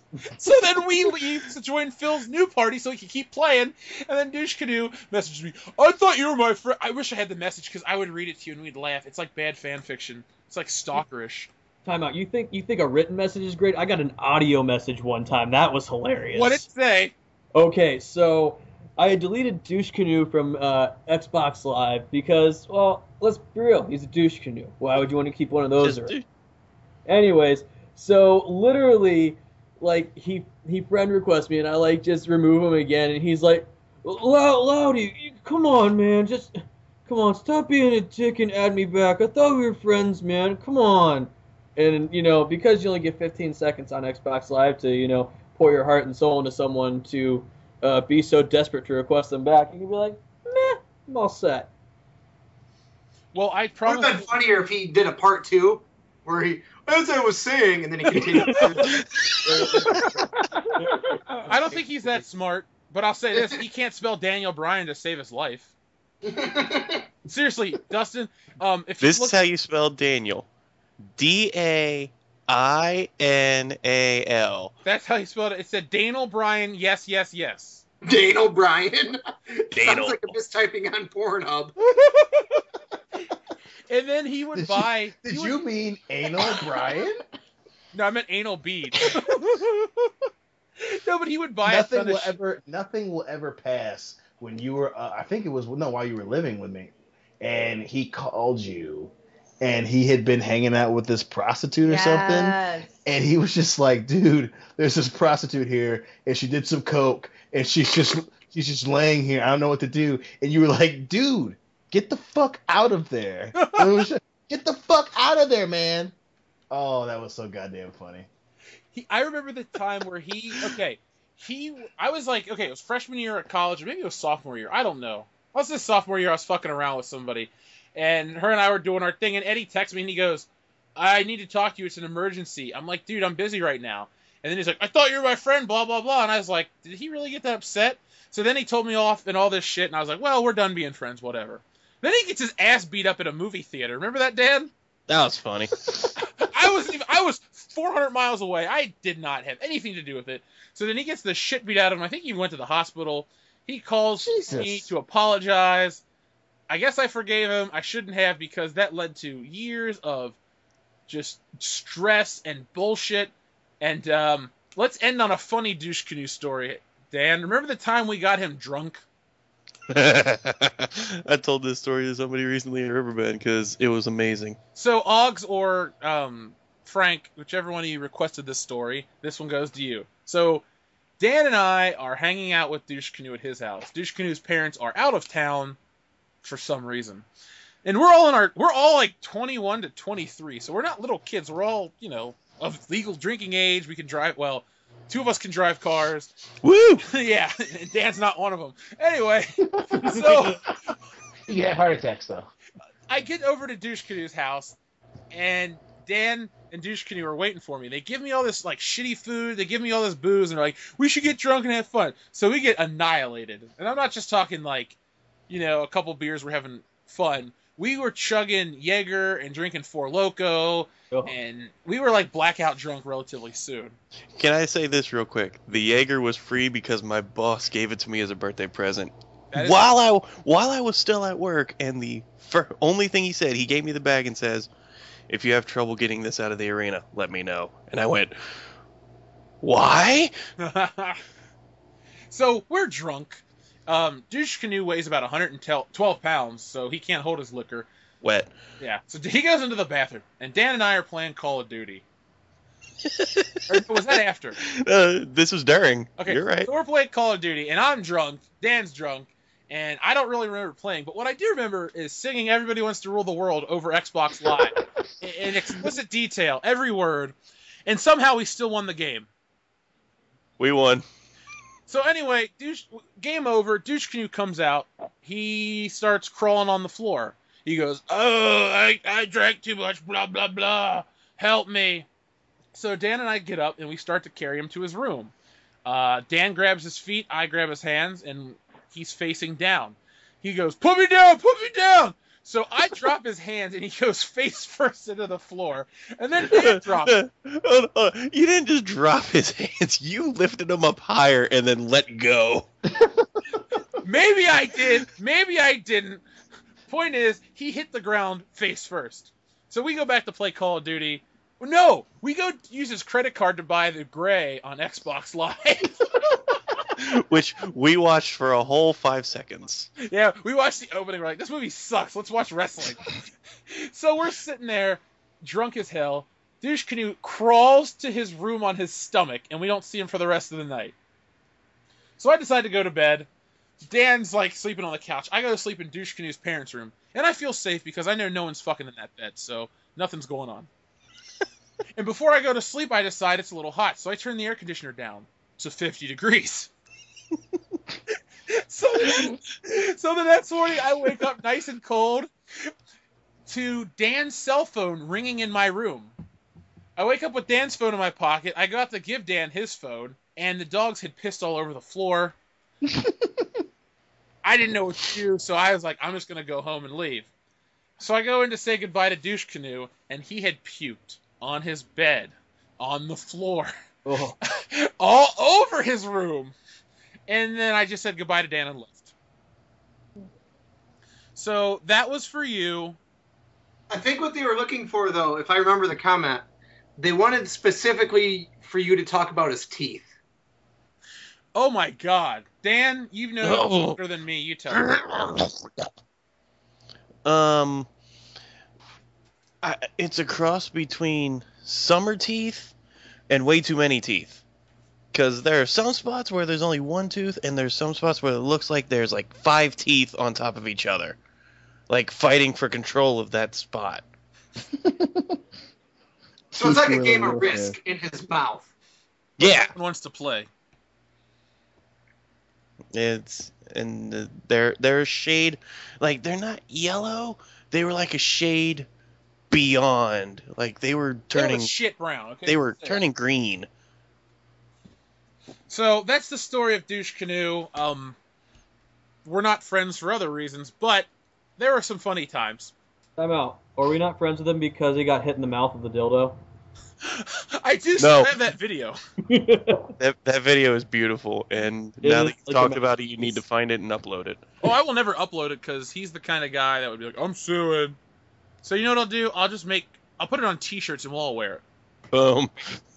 Why not? Here's a T-shirt idea. Just like, you know how in Rocky Horror Picture Show, it starts with just the lips and the teeth? Yeah. Do that with Douche Canoe's mouth. Oh!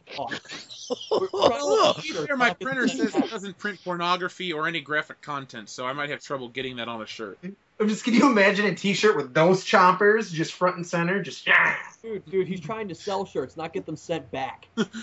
It's too horrific. It gave my children nightmares. It smells like a picturettes on this shirt. We can do like a Lights Out 2, like a sequel, and anytime you turn the lights out, it's just his teeth glowing in the dark. Oh, that's great. I'd watch that movie. I'd buy that for $1. So this was this week's show. Let's see what's going on social media. We talked about YouTube, Facebook. We've had a couple new subscribers. Welcome to the group. Welcome to the club. And I want to give a shout out to this guy on Twitter. His name is Chris. Where are you at, Chris? Is it Chris R? I wish it was Chris R. No, because Chris R is in jail, and we don't associate with criminals on World Class Bullshitters. It's a shout out to Chris Littleton. I just want to thank you, Chris. You've watched a ton of our videos on YouTube. You've liked them. I've seen your tweets. And I'm not just talking like 1 or 2. I'm talking like 10. So we appreciate it. If you'd like to check out World Class Bullshitters on Instagram, we have nothing because there is no Instagram. But we do have a Twitter and we have a Facebook. So, and you're already up there. Dion, I wanted to bring this up to you. We had some important emails this week. Oh, shit. Yeah, I know, right? Oh no, Hayes Greer has been hospitalized after a car crash. Who's that? Some YouTuber, I think. Well, he doesn't listen to the show because he's in the hospital. Nope. So we had, like I said, Dion, some emails. First off, the most important email this week came from Goop.com. 20 ways to leave your lover. Oh. Woo! Send that to me in the email. I might have to use it later. Oh, I will send it to you. The funny part is, it's just a picture of a woman in a bikini and a man's shirt. Then there's a picture of 2 hipsters driving in an old car that says the Summer Road Trip Guide. Then there's some people playing polo, a broken heart, what we're wearing, and one of them says blue cocoon, and it's $160 makeup. And then there's a picture of a house. So, no ways does it tell you how to leave your lover. Maybe it's just how to look good. I don't know. Fuck you, Gwyneth Paltrow. Yeah. Right in the butt. Let's see. What else do we got? Dead air. Oh, sorry. No, you asked what we had, and I tried to... Not good. Thanks for that, like, 3 seconds of pure joy. What the fuck are you like? Oh, god damn it. Never mind. I fucked up. Juicy fruit. There we go. We did get an email from someone that has a couple questions about our YouTube channel from a talent partnership, but I don't trust it, so we're not going to get involved with that. Because it'll be like Wayne's World. We'll be beholden to a sponsor, and we say some terrible things on here, so I don't ever want to be sponsored by these people. We do not end up with hot Asian wives? What? Will we end up with hot Asian wives? You're married, Dion's married, Loudy's essentially married, Dan will never get married, and I don't know if an Asian woman can handle me, so no. Loudy's almost married. Is gay marriage legal in Ohio? I don't know. Is it, Dan? Actually, sorry. We got an email. We got an email from Goop. We got an email from Goop again, Dion. It's titled Super Mario. Ooh. Clicking on the email. Virus. You can hear me clicking on the email. It comes from Goop. Gwyneth Paltrow is a very reputable source. Oh my God! Email virus. My grandpa, Buster Paltrow, was a Cadillac man. Oh God! He had grown Buster up as a poor Jewish kid in the Bronx and left his home early to fend for himself. He ended up starting his own business, and I don't give a fuck. You guys can read this later if you'd like.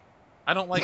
Surprise, a rich Jew. Yeah, I'm really gonna fucking play my violin for your rich grandpa, who in turn had your gold brickin' ass, you most unlikable female actor ever. Like, I wish you weren't an Iron Man. Just saying. So that's it for the emails. Gwyneth Paltrow and, more Gwyneth Paltrow. Does anyone else have anything they'd like to add before we put this baby to bed? No, I got nothing.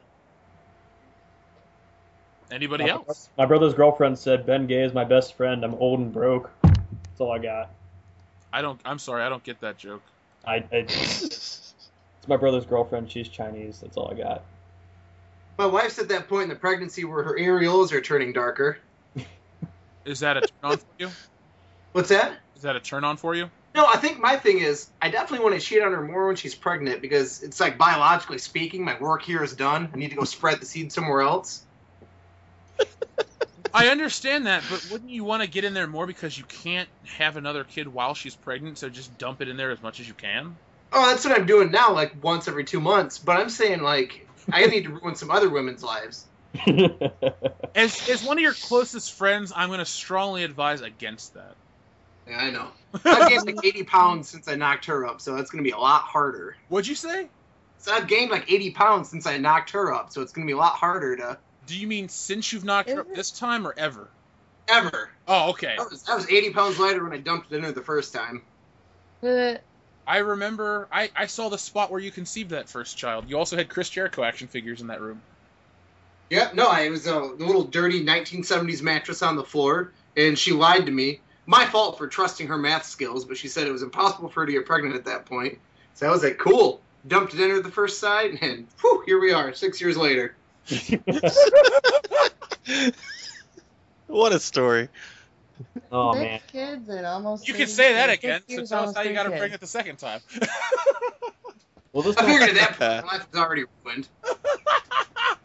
I just remember you text me, what's worse than one kid? I was like, no.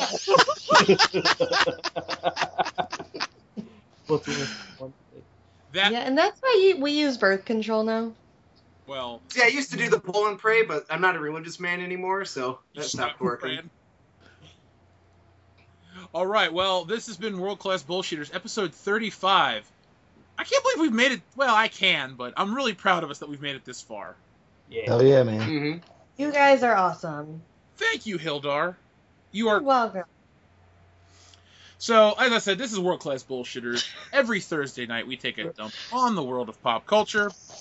If you like this show, give us a big thumbs up, subscribe, comment, check out our sponsor, link in the description below, pick up a shirt, join the Hall of Fame, spread the word of World Class Bullshitters. Join our Facebook groups. We got 2 of them. We got the official fan page of World Class Bullshitters, where you can interact with us. We only have 2 people on there, which isn't that cool, but whatever. And then we also have a regular Facebook page, which has hundreds of people, but no one posts anything. So that's not cool either. We like to talk to people.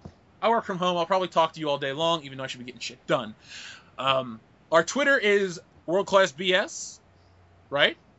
Dion, Yes. you're the Twitter? Yes. Yep. Okay, and you can find us at worldclassbs@mail.com. The best mail. .com. I've been your host, Jeff Hicks. I'm the man with the plan and the original tan, and just like Dustin's hemorrhoids, I keep coming back. I'm the woman that he has sex with. I'm Rocky Loudy, and these are your shorts. And this is the man he has sex with. He moved away from that house. Remember, people, if it looks like shit and it smells like shit, it's Phil Seitz. Aw, I was gonna make a Phil joke, but now it's not as funny, so Dan. I was gonna make a Phil joke, but Dustin beat me to it.